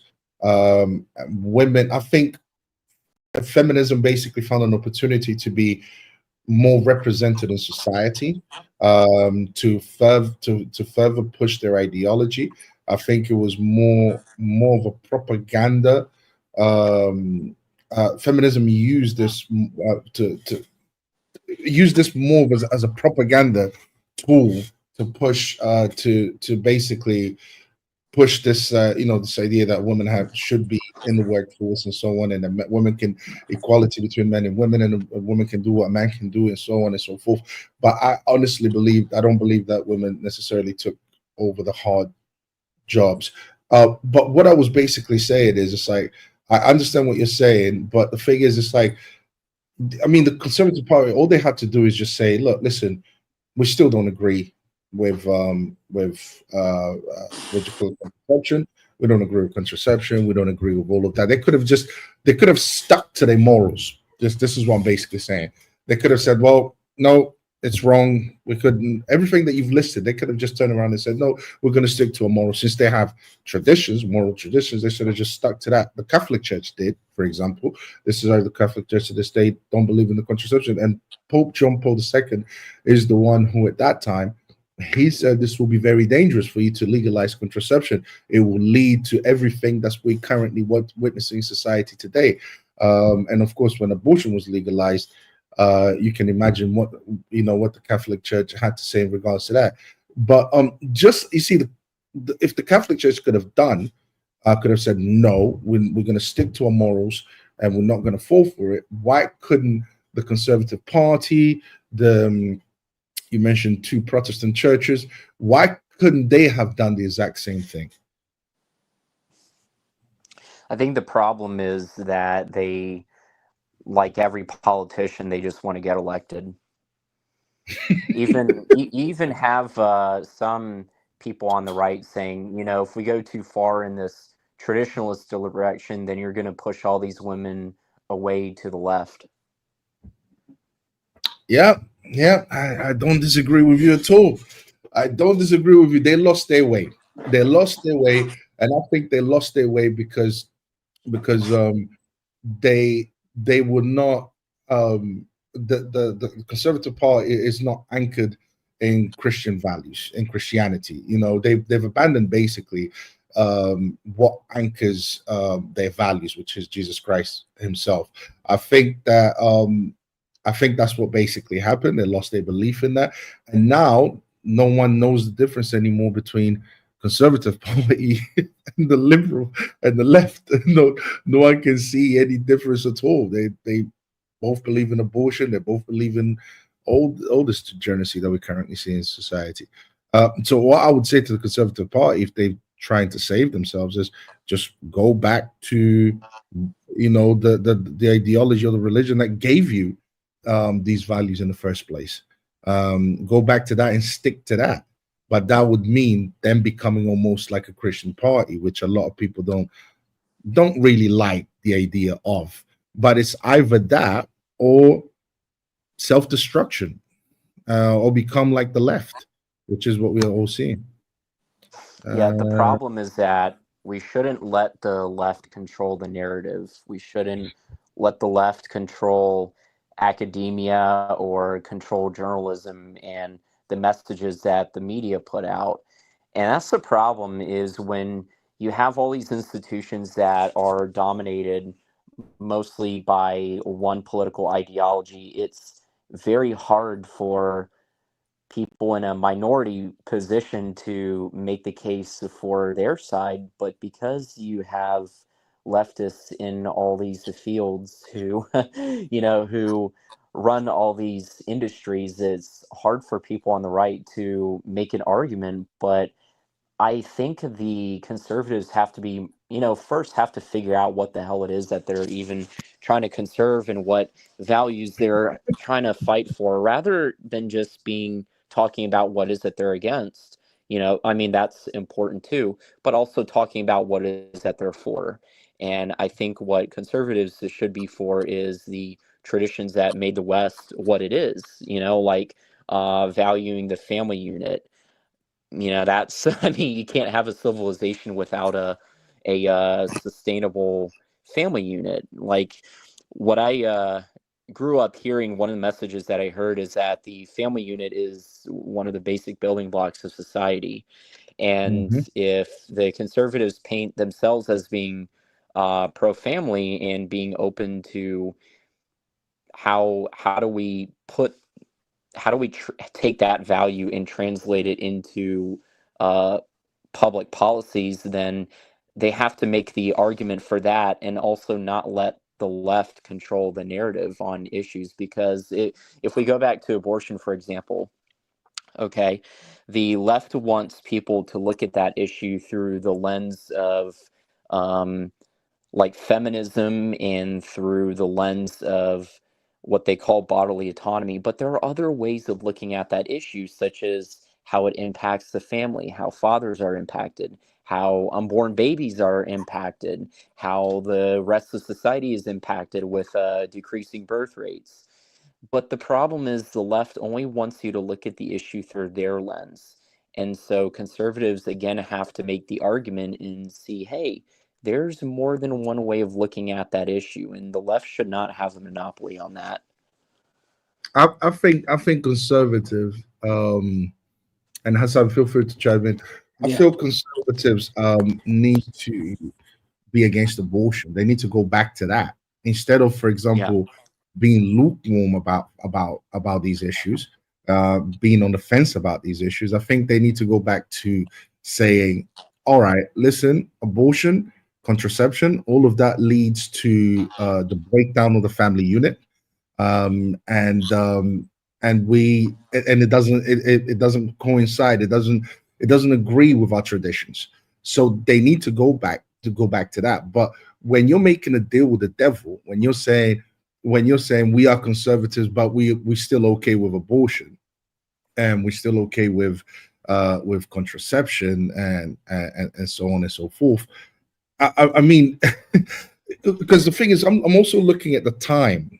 I'm also looking at the time, and eventually, in about 20 years' time, if this carries on the way it has been carrying on since the 1960s, I mean, the only traditions that we're going to be able to look back to is the tradition of what the left believes in. Because I can't see the conservative tradition in the last few decades. I can't see it, because the right has compromised so much. They've compromised so much of their values, so much of what they believe in, that they're pretty much looking like the left. I So, I yeah, go ahead. I can't see the conservatives going back to the traditions that they had, or presenting a successful argument or pushback to the left without, as you said, Octavio, using what would be something more in line with the Christian beliefs and the Christian tradition. I just don't think they have an argument to stand or elect to stand on without that. And I don't think that is what modern societies is lean towards, or is willing to accept to a certain degree. So they both become leftist to a certain degree, but just one's more center left and one's more far left. They're both liberal in a sense, as you said, going back from that without having something like a religion, like Christianity, I guess, because the West is traditionally Christian. Everything is mentioned can be sourced back to the Christian belief system, which is what they use mainly to have their views. Without arguing for Christianity, I can't think of any arguments to push back against the left, because that's why they're so successful in presenting the arguments, because the only weapon you can have is a religious one, I think. Yeah, I would because say Christianity is important. I would also say, too, in addition to Christianity as being one of the biggest pillars of Western civilization, you also had ancient Greco-Roman philosophy that played a very huge influence on the building and also, the development of Christianity as well within Western civilization. If you look at Thomas Aquinas, for example, a lot of his thinking, he borrowed a lot of that from Aristotle. Mm-hmm. And the founding fathers in America, a lot of them not only studied Christianity and how it developed historically, but also familiarizing themselves with the ancient Greek and Roman philosophers and the political, like their stances on politics as well, like reading Plato's Republic and Aristotle's Politics, and that, and like Cicero's writings as well, who was a Roman statesman. He had a lot of things to write about as well. So you have these political and moral traditions that came out of Greco-Roman philosophy as well as Christianity. But the problem is that ever since the Enlightenment, a lot of that has given way to the point where you have essentially liberal democracy taken as a default position.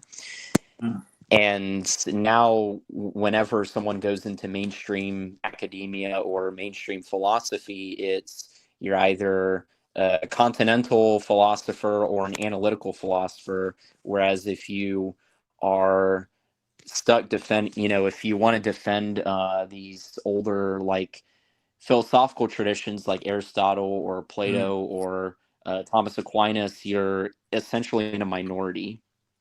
I don't necessarily know how to make an argument for that within the lens of politics or public policy, but I do think I think it has to start with culture, and then the politics follow. Both of those philosophical perspectives you presented, one being rooted back into the Greco-Roman civilization, the other one, I think, the French Revolution, or what did you say, the Renaissance or the Enlightenment? You said, yes. the Enlightenment period. Yeah, the Enlightenment was the beginning of a departure from the traditional Western way of looking at things. And that's my point. I just feel like maybe the Enlightenment perspective is, not that I know much about either, because I don't know much about history or philosophy or whatever, but I can imagine one being more successful than the other. Hence how the US or America has established itself, and modern Western society has established itself and perpetuated its own existence and success and sustained itself. And I think if there's no opposing argument, and what is being pushed for when it comes to things like go against abortion and traditional values and things like this, I can't imagine, from a Western perspective, I can't imagine a successful argument being sourced outside of Christianity. I would say, well, if I'm wrong, let me know. But I can't think of one. No, you're not necessarily, and I don't think Thing is necessarily wrong either. But the thing is, Saint Justin Martyr, this is in 100 AD. This is what he wrote. He wrote, "Whatever things were rightly said among all men are the property of us Christians." And he, on his apology, I think he wrote 2 apology on it. It was writing to the Roman authorities, and basically made the argument that Plato and Socrates basically stole their concepts or their ideas from Moses, because Moses was much older.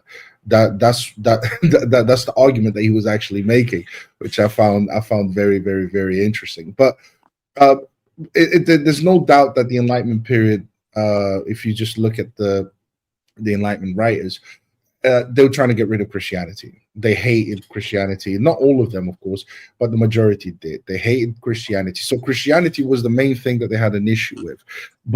And they wanted to keep concepts like, freedom of speech and basically uncontrolled freedom. That's what they really wanted to. It's like, I want to be able to do whatever I want without having to rely in my belief in Jesus Christ. This is how much Christianity had a hold of Europe at that time, as far a hold of people's minds and conscience and hearts at that time. This is how much people, took Christianity. This is how influential Christianity was in the hearts and minds of the people in Europe at that time. So much so that they wanted to get rid of that. They wanted to get rid of that. And now the experiment has been done, and we've seen what's happened. We've seen what's happened when you completely remove Christianity out of it. The argument that you brought up, Plato, Socrates, they had some good ideas, and those ideas, I would argue, can also be found in Christianity. So I would say it has to. I mean, if you don't get it was if it was the element of Christianity that the Enlightenment got rid of, that basically led to the problems that we currently have in the West. That's what I would argue. That would be my argument, in relation to what we're talking about right now. The argument I'm trying to make is the pushback to these ideas that one may argue are leading to the decay of Western society, if that's the perspective that we're trying to look at. I think without something unifying as religion, something as that has been a part of the culture like Christianity, if that's not used, then there is no successful pushback, from what I can tell. Because even when you draw from this philosophy or that philosophy, it doesn't unify, and it doesn't bring a sense of community to those who are opposing what's being put forward. Having said that, I don't think it's going to work, because Christianity requests as much from the individual as it does the society, like any other religion. And I just don't think people were interested in. They're happy to tell others what to do, but they're not too comfortable being told what to do to a certain degree. So that's why you have the cognitive dissonance, in a sense, of the woman who Andrew's giving pushback to, where he's saying you can vote for Trump all you want, but you're still a feminist because you still support ideas of trying to enrich yourself and give you trying to define what a man is with the other lady, I think Laurie, whatever her name is. So he still stands out as a person, even in relation to the conservative or those so-called conservatives, because they're still me. They're still individual. They're still believing the individual. They don't care about the collective. Only when it affects them personally, like women's sports or whatever. So yeah, that's where I'm thinking. Yeah, I wanted to revisit something Octavio said, and I have to go soon, but this is the last thing I'll say before I go, is I liked that Octavio brought up the idea of freedom. And when you look at how historically Christianity and Greco-Roman philosophers have understood freedom, is very different from the way people in the West and in countries like America understand freedom. The way we look at freedom nowadays is the freedom for us to do whatever we want as long as it doesn't hurt anybody else. That's usually our idea of freedom. But back in the day, in the way people in the West used to look at freedom is the freedom to choose the good. Yes. And so I'll illustrate this with an example. Let's say you have someone who is doing drugs, like, weed, or, something more extreme like heroin.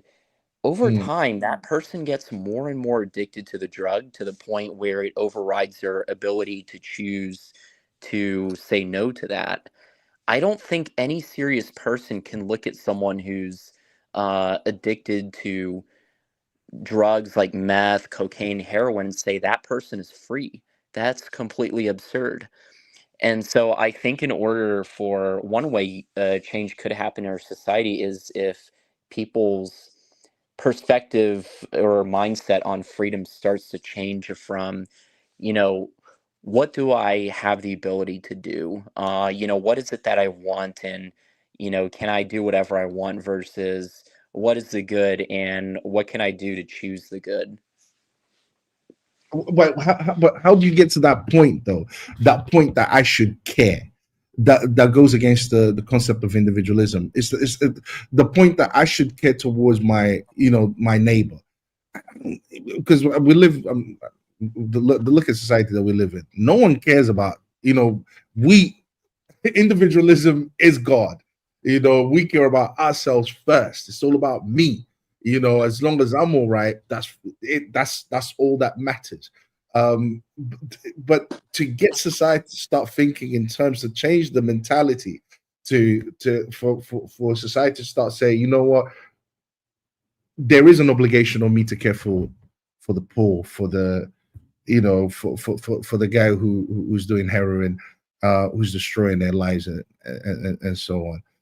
How do you get, and that also goes with what you said earlier, which is how they looked at society, you know, as how they looked at freedom. Freedom means I'm doing something good. Today, freedom just is completely different. It's individualistic and so on. So how do you I get? think you make a good point. Yeah, I agree with you. I think that's a good point that you just made about individualism, because America is very individualistic. You know, we're a very individualist society. It's, you know, it's a hard sell, but you know, but like, I think there has to be a little bit more of a communitarian shift where we see ourselves not just as individuals, but also as members of a society. And it doesn't have to be something extreme like communism or being a member of the government or whatever, but even like a local, even something like a local village, or people where Why not we nationalism? have that sense of community. You know, does that make sense? I don't know how that would happen, but But you I guys do have think it. that, You What? sorry. Yeah. Question for you guys have it. You have an example of it. You got the Amish in America, and this Mhm. is what I'm trying to say. Christianity has all these components, you know, that will put that moral obligation on you, and make you realize that it's important for you to care for your neighbor, for you to care for the poor, and so on. It will give you that, and you've got the Amish as a great example, and yet you're recognizing the problem, but it's like the solution is right there, and I don't see no one flocking to the solution. Instead, they just So I'm Muslim. Octavio's Christian.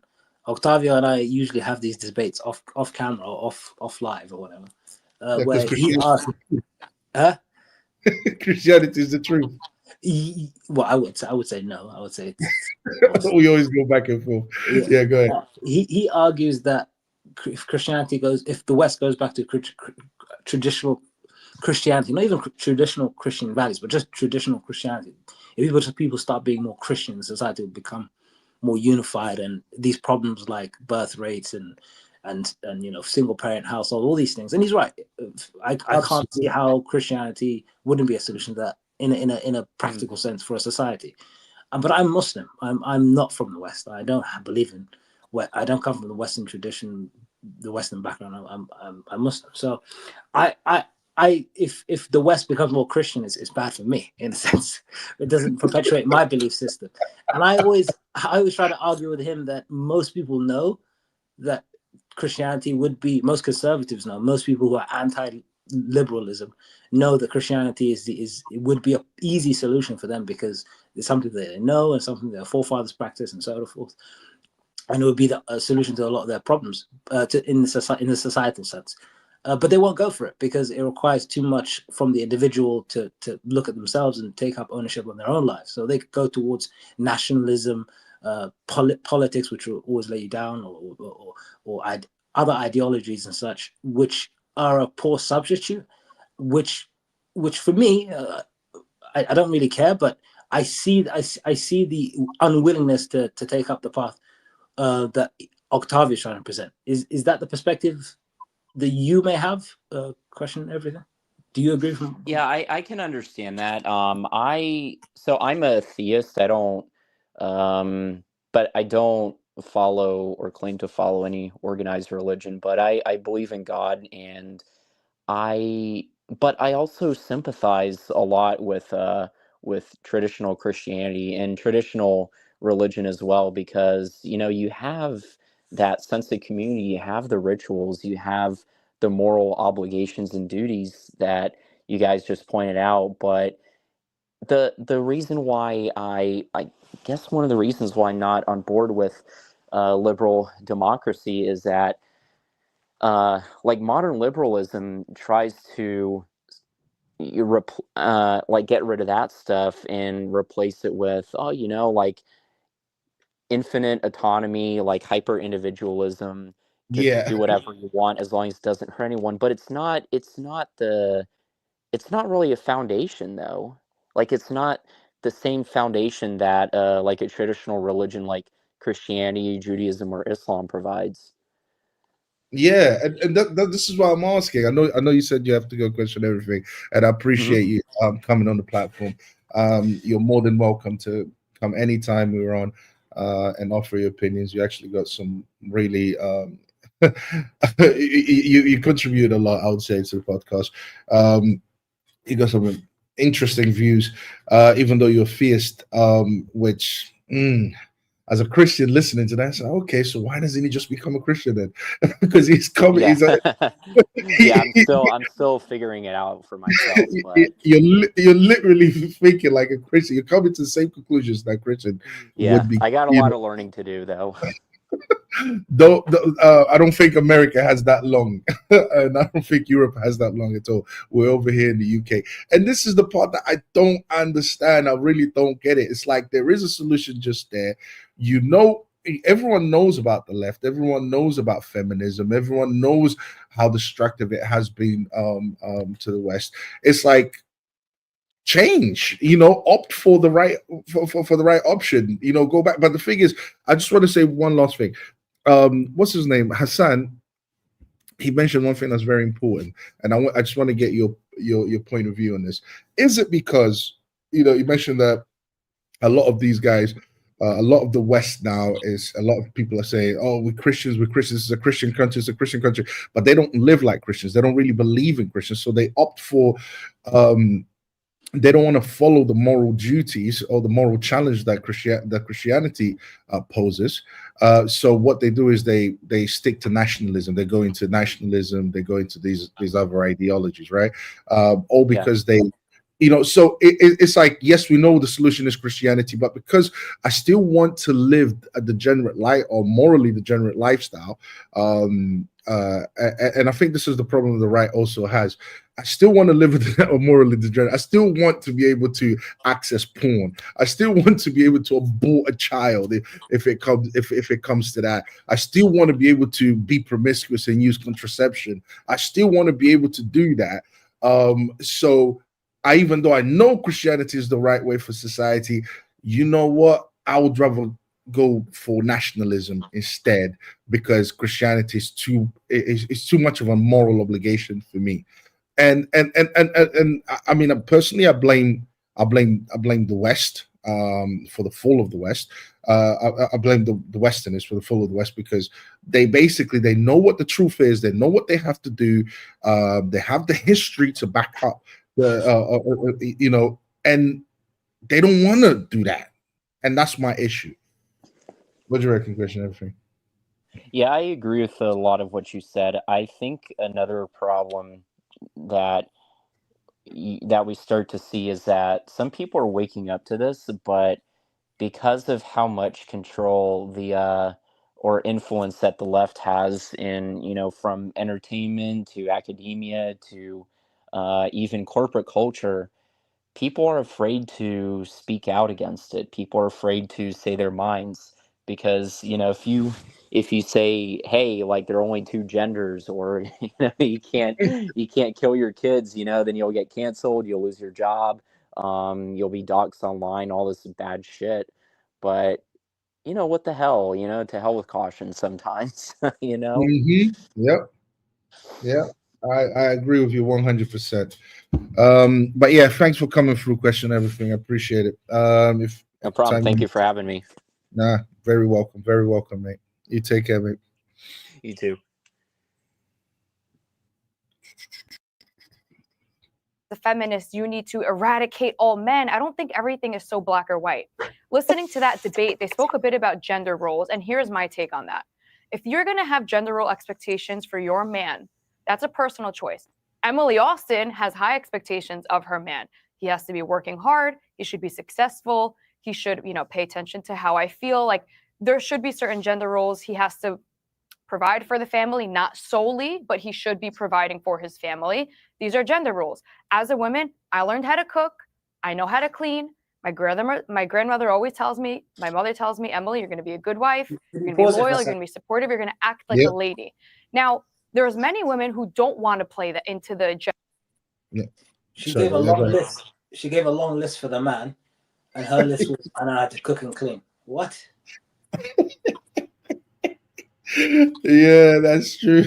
See that long list for the man. But he needs to provide. He needs to protect. He needs to think about my feelings. He needs to what? So I've got to be physically capable of looking after all these things, and I've got to work on the metaphysical as well.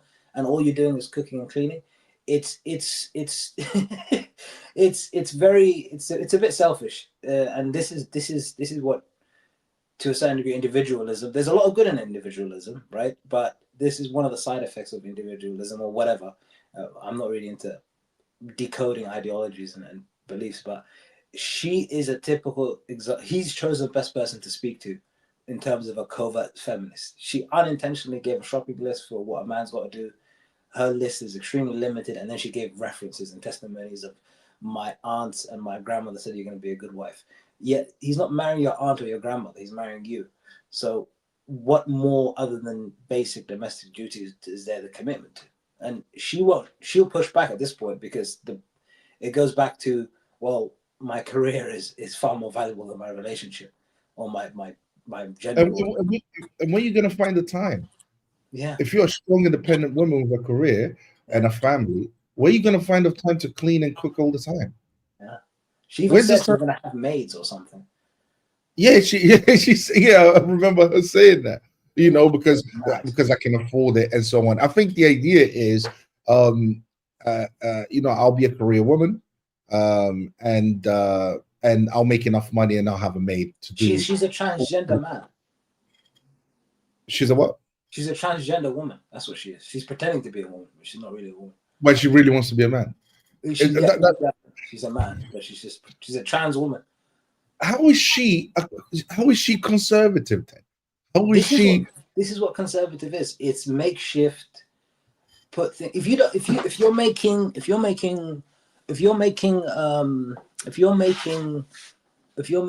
a cake and you don't know the difference between gasoline and water, your cake is gonna be pretty messed up. And this is the problem with establishing an ideology based on contemporary moral standards. You don't know what's good for you. You don't know what's not good for you. This is why it just falls apart so quickly in front of. This is why she's such an intelligent person and capable. She's contradicts herself within one sentence. And, I don't think. I think Andrew. Sorry. So quickly. Yeah, go. Yeah, I don't think she's intelligent. I mean, should have been able to think this through.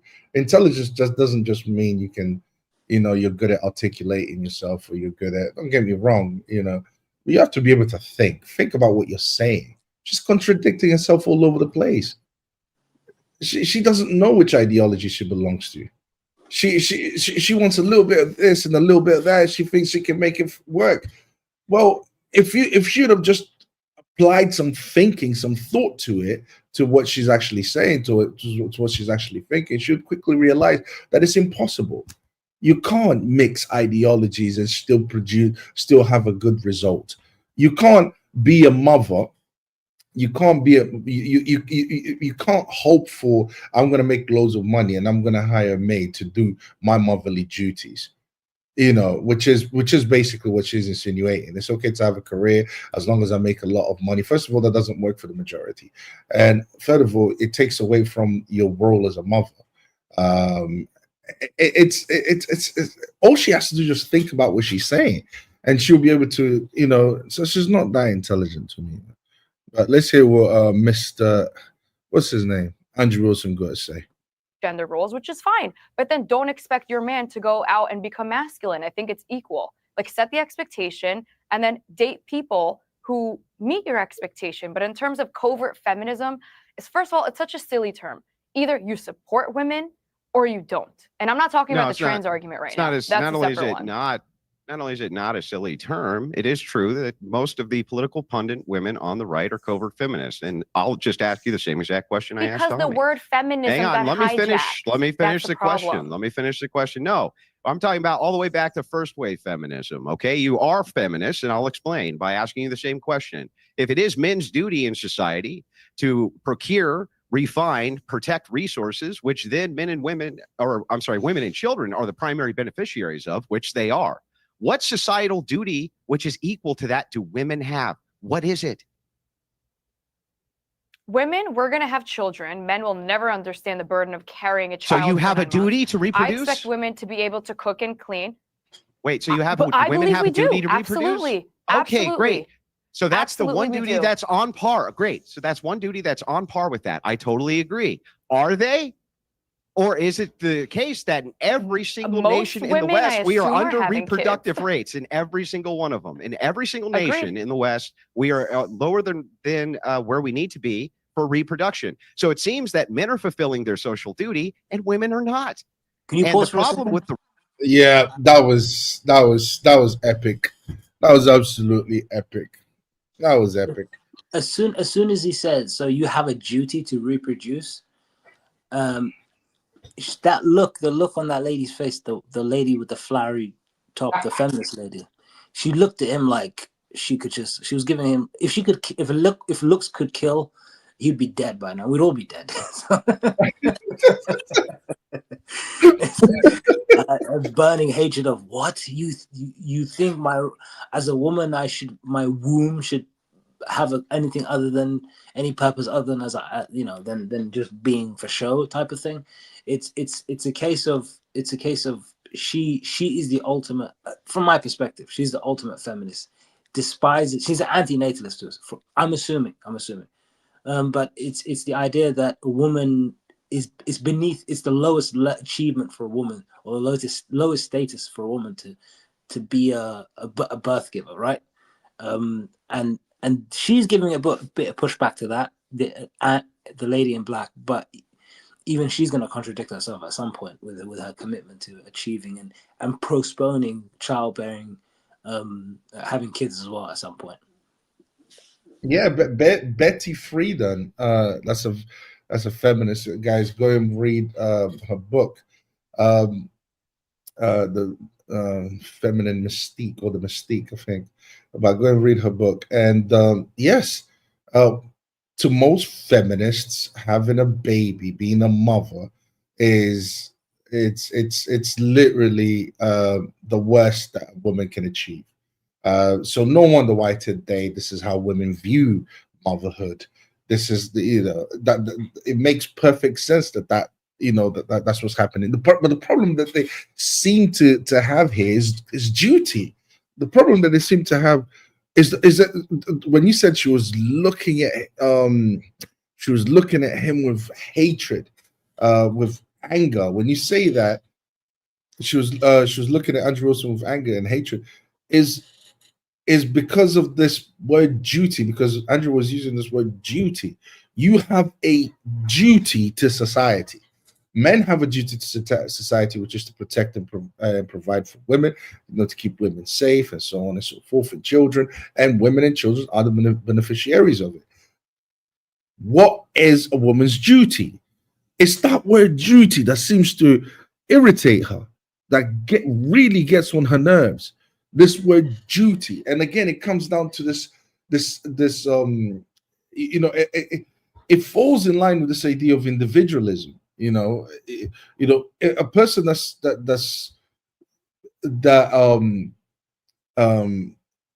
prioritizes individualism, or that only cares about themselves. One thing they will hate is this word duty. They will not. When they hear the word duty, they're allergic to the word duty. So I think that's what's going on. She basically, as soon as Finney said, okay, there has to be a duty on women, that goes against everything that liberalism basically promotes. That people should have a duty to society. Because to have a duty to society is to care for your neighbor. It is to care for for other people. It is to put yourself second, and prioritize the good of the majority. That's what that's what duty is all about. And this is something that the feminist ideology has a problem with. And I think liberal ideologies that came after the Enlightenment period, they've been trying to destroy the concept of duty, because the concept of duty implies a moral standard, and that moral standard is what they're trying to destroy, because the moral standard in the West was Christianity, and that's what they've been trying to. That's what all these liberal ideologies have been trying to do, is destroy that. The word duty is what they have a problem with. Duty, and duty is a reality. Duty implies a moral obligation, and they don't want society to have a moral obligation. They don't want society to have duty. So that's the reason why that's the reason why she's so enraged, so angry with this. Every time Andrew also mentions, what is the duty that women should have for society? Well, and Andrew's absolutely right. Are women fulfilling their duty? No, they're not fulfilling their duty, are they? They're not having kids. You're not going to have a society without kids. I mean, I would think by now this would be bloody obvious. And what's really scary is the fact that what a person believes can determine whether a society, whether that person will be able to procreate or not. Because the West has bought into this individualistic mindset, into this liberal individualistic mindset, and as a consequence of that, they are not reproducing, they are not making babies. So I mean, it logically follows that what a person believes in, whatever that dominant ideology is in their head, will determine whether or not a society can even survive in terms of reproduction. Because most people care more about themselves than having babies, so they don't mind killing babies. They don't mind doing all of that in order for them to fulfill some kind of like selfish desire. But here's the thing, though: if they do mind, and they think it's wrong, they don't. And this is the point I was trying to make to question everything. You don't have many legs to stand on without an overwhelming ideology, right? Like Islam or Christianity or whatever. Yeah. And it just falls apart. And this woman, Andrew pushes this woman to the corner, and he doesn't say Christianity, but he pushes her, Amy, her name is, the woman in black, to the point where her feminist identity comes out, and she just starts insulting and making personal insults. And the whole "I'm a Trump supporter" flag doesn't work, because Trump is a true liberal. He said it himself. He's a Christian. He's not a Christian, and he inclines or aligns with liberalism or modern society as it stands. And it's not his fault, because he's not any different than anybody else in the political sphere. But when it comes to providing actual solution without a specific belief system like Islam or Christianity in this case, the arguments against it just don't exist. It's "I'm a conservative, I am a Trump supporter" doesn't really go far. Yeah, it really doesn't. I think it's a big waste of time. It's a big waste of time, because being a conservative, you have to have a moral foundation. Okay, you have to have a moral foundation that's rooted in an objective moral standard that gives you a moral obligation outside of your own subjective feelings. You have to have that. In other words, you have to believe in God.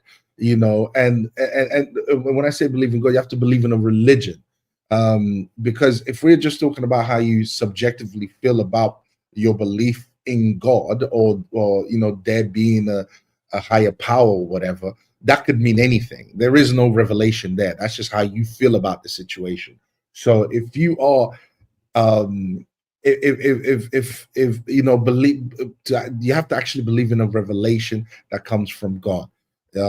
And And that's the issue. A political party doesn't have that. A political party is not rooted in that. A political party like the right, and no wonder why the right is looking more, is becoming more like the left. I mean, come on, this is all obvious. This is obvious because it's not rooted in an objective moral standard that has a moral that provides a moral obligation outside of your subjective feelings. I mean, come on, this should be bloody obvious. I don't know how this is not obvious. So, and I'm sorry to say this, but the right will continue to become more like the left. We already cannot tell the difference between the both. So, and yeah, Andrew was absolutely 100% right, and they will resort to sign language because guess what? When you've been completely proven wrong, guess what? That's what people resort to. They resort to sign language. That's what happens. So that's exactly what they're gonna do. The right is that the right doesn't ever address this, and right-wing females never address this. Instead, they say it's equal. Work and motherhood are equal. They're not equal. Not only are they not equal, but let me give you another example here.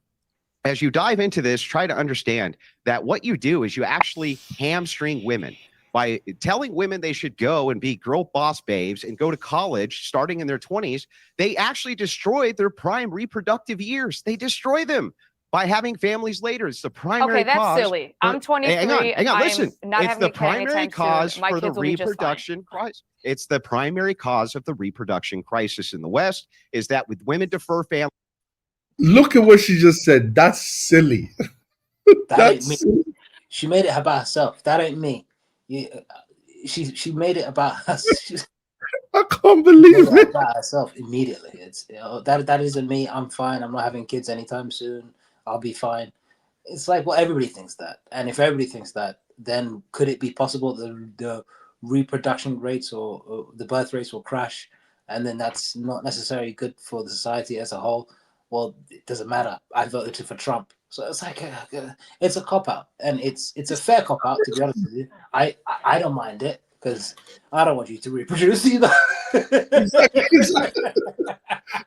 Bro, this is crazy. This is absolutely nuts. It's like there is such a thing as high-risk pregnancy. It exists. You know, this is what I'm saying about biology and science meaning nothing anymore. There is such a thing as a high-risk pregnancy.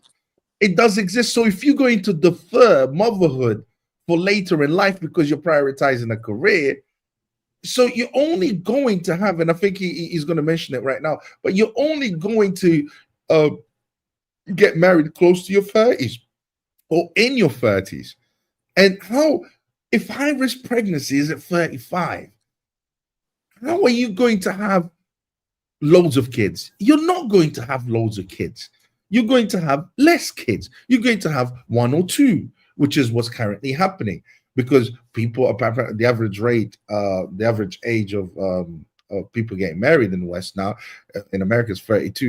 He mentions this, and this is what I mean. Like, but Tasha said, not me.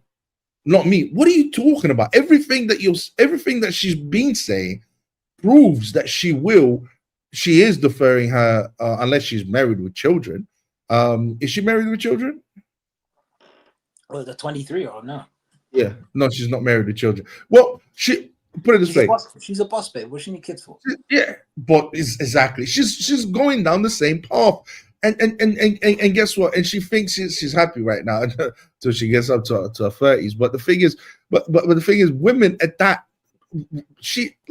women back in the days used to get married at 18, 19. They would have been married with a man and having already some kids there. She's 23. She is following the feminist the feminist manual. It's like, this is crazy. Like, not me. Yes, you too. You're doing the exact same thing. What? At least till they're in their 30s. Why do you think the average age of marriage is 32 in the United States? I think it just got raised to 33. Yes, you're going to have way less kids. Okay, part of girl bossing is when you say career women are right on par with mothers. They're not, and society should be glorifying one, not socially shaming the other, but you shouldn't give them the same elevation you give to mothers and matrons of families. That is pure covert feminism. Okay. I'm going to answer you with the following. I don't believe in the glorification, and especially I see it amongst Gen Zers, of not having children. I actually think it's disgraceful, and I don't think it's a flex at all to brag about not wanting to repopulate. It just shows me that you're so insecure that you're going to be a bad parent that you're not doing it. On the other hand, I'll ask you a question in return. Would you prefer a child growing up in a damaged family with a mother who clearly wasn't ready to raise a child and raise potentially what could be a deranged child who grows up to be a serial killer or a murderer, or how about this, just a really bad person, rather than wait a few more years until she's ready to have her kid and then raise a mensch? What do you prefer? Well, so here's what we can see when we break this down. What we see when we break this down is the abuse happens in the public school, where you're 100 times more likely to be essayed than you are if you're in a Catholic church. We see that if it is the case that you're a single mother, you are a single mother, especially by choice, that is usually the selection of stepfather that leads to the abuse of the children. We also can see via the stats that you're completely just insane here. You are actually, if you stay inside of a family where mom and dad don't even like each other, your outcomes are still better than if you, the girl boss, goes, I just don't feel fulfilled. I don't feel fulfilled, and so I need to go and date the neighbor down the road or whatever, right? The truth is that regardless of your fulfillment, children are the duty. The next generation is the duty, and women have a duty to keep the family intact as well. They're responsible for most of the divorces. They file for the most amount of divorces, not because of abuse, but because of irreconcilable differences. And when asked, I don't feel fulfilled. And it's like, that's not how we run a society. It's literally a death sentence for our whole society. Look at what's going on in the UK. It's a death sentence for them. You see, people don't take feminism seriously, bro. That's the issue. People don't take feminism seriously. And I mean, I don't find that odd because, the feminism gives people a lot of temptation to sin, and people like to sin. Because it fulfills the desires of the flesh and not the spirit. It gives you that what do you call it? Instantaneous kind of like. You're still there? Yeah. Can I oppose that point that you just made there? Sin fulfills the desires of the flesh and not of the spirit. I don't think that's true. Okay. Because if you worship yourself, that's not the flesh. I would say that's because if you believe that you're God, or you believe that whatever you do is the definition of moral standard, or is the moral standard, it's not flesh. It's believing in. It's definitely not the flesh. It may not be the spirit by your definition, but the idea that sin can only come through what is related to the flesh. Maybe your definition of flesh is different to mine.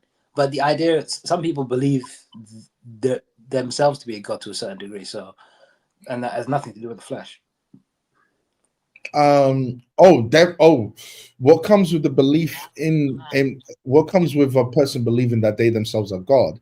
It comes with when I say they are appealing to the desires of the flesh. I'm talking about, for example, things like pride, things like lust. I see what you're saying. Yeah, so that's basically what earthly things, I guess. Earthly things, and these the 7 deadly sins. So that people are tempted by.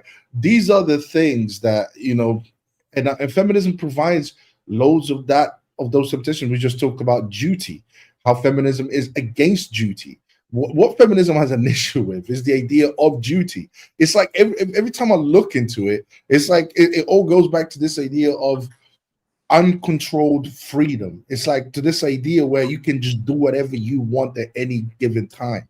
You want to kill a baby, you can kill a baby. You want to be lustful, you can be lustful. You can basically do, as time goes on, they give you the more freedom to be. You don't identify. You want to identify as a cat, you identify as a cat.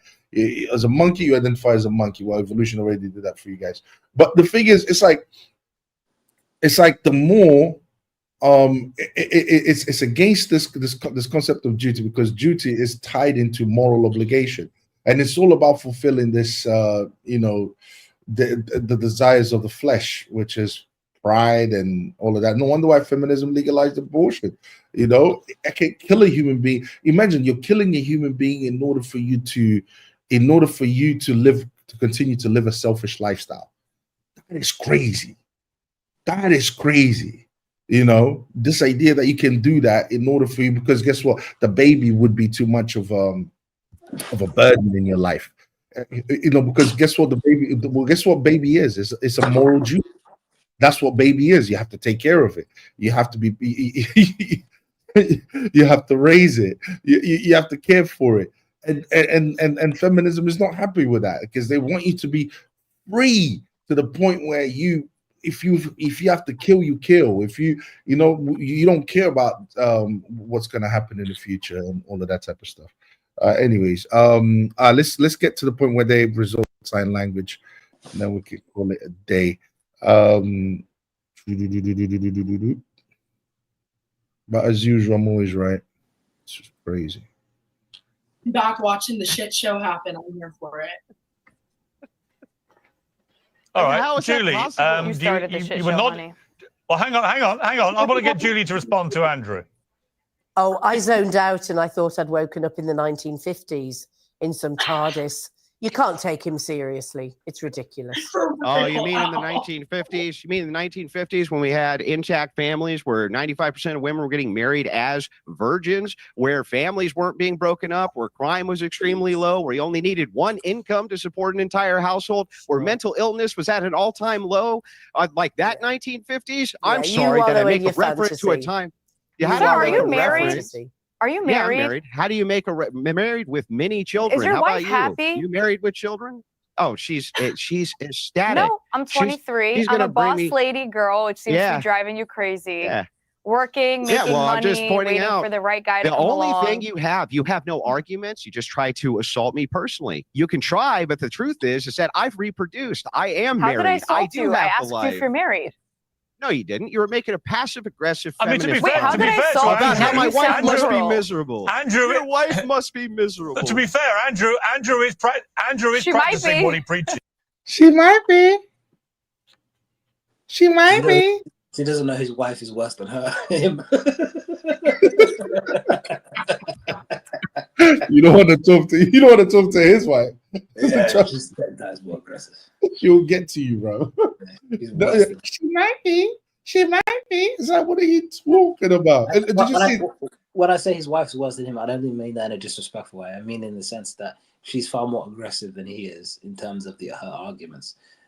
She sees his wife as being a victim to his opinions or this type of mentality, but in reality, she's far more. She argues his points probably better than him in some cases. Yes, she does. Yes, she does. No. I understood exactly what you meant by that. But she might be. That really got on my nerves. It's like, yeah, they had to resort to sign language. They had to resort to shame. What was it? What's something? Shame, insult, Guilt, name calling. guilt, name calling. They had to resort to that because they don't have any arguments to make, because everything that he's saying is factual. It's like you know. Did you see? Did you see the feminist? The old feminist is pissed off. She's so upset right now. She's looking at Andrew like, if I would literally strangle you to death right now. Like, that's how she's looking at him. Because it's like, in a sense, what Andrew's saying is, look what you've worked for. You worked for the destruction of the West. That's all you've done. That's it. This is the reason why we have all the problems that we have, all the social issues that we have. And the other girl, the one dressed in black, I forgot her name. And she's so delusional. This is what I don't like about this new generation. They're so delusional. Everything is a joke to them. It's like they're so selfish. They're so self-centered that they don't care about nothing else. They don't see the dangers ahead. They don't see they don't have that sense of, this is really bad and we need to put a stop to this. Like, they don't have that it's like that's lacking in them. They just think that, yeah, it's almost like everything will work itself out. It's okay. It's not that big of an issue. It's okay. Yeah, she might be. It's like they don't see the dangers ahead. And I really can't stand this Gen Z generation. I really can't. But yeah, that's pretty much it. That's pretty much it. Um, yeah, bro. Final thoughts. Um,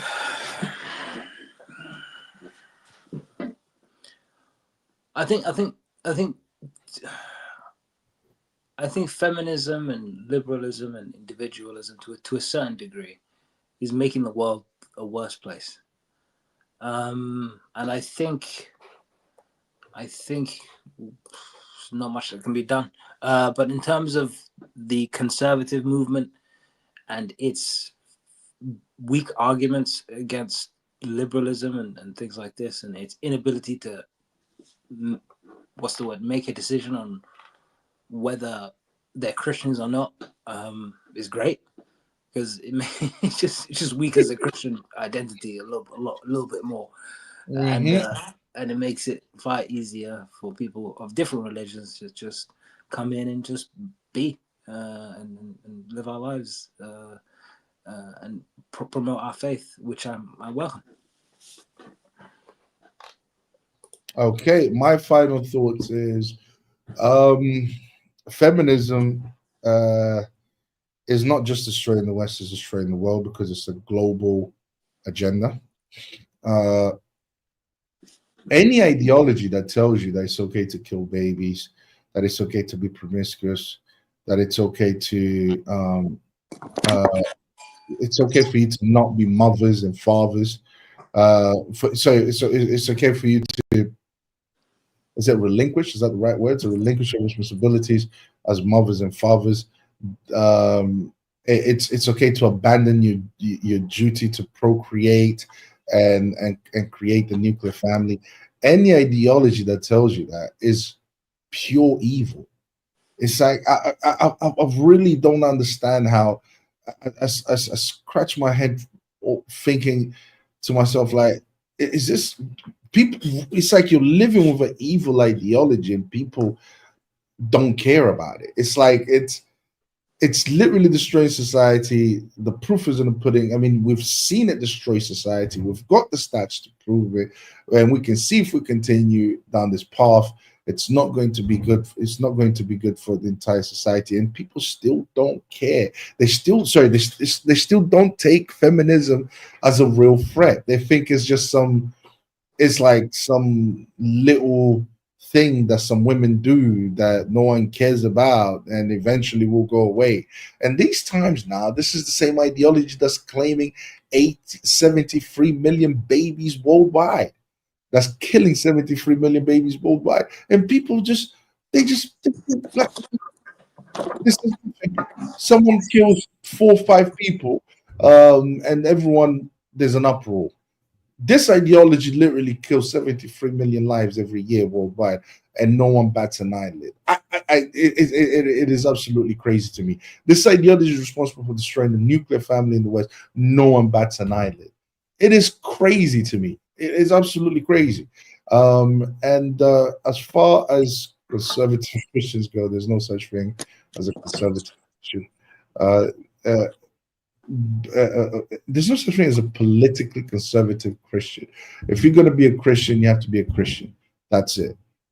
So all you Christians out there listening to this, remember, if you're not voting for a Christian political party, you are failing Christianity in helping Christianity change society. You're not helping Christianity change society if you're voting for a conservative political party instead of a Christian party. So do your duty as Christians and make sure you vote for a Christian party rather than some stupid whatever. But yeah, anyways, apart from that, I enjoyed the live very much. We had Question Everything. He was great contribution to the show. He had some intelligent points of views, and I enjoyed having him on, and hopefully we'll see him again. Yes, and as usual, Hassan. Come on, man, what can we say about Hassan? Oh. Great guy, man, great guy. Listen, got 9 of you watching. What are you doing, man? Crazy guy. How many watching? Shouts to everyone that's been watching this episode, this reaction with us. We appreciate you, and don't forget to like, comment, subscribe, guys. And we'll see you next time. I'm doing a reaction to this as well, so watch out for that. And yeah, take care, everyone. Peace.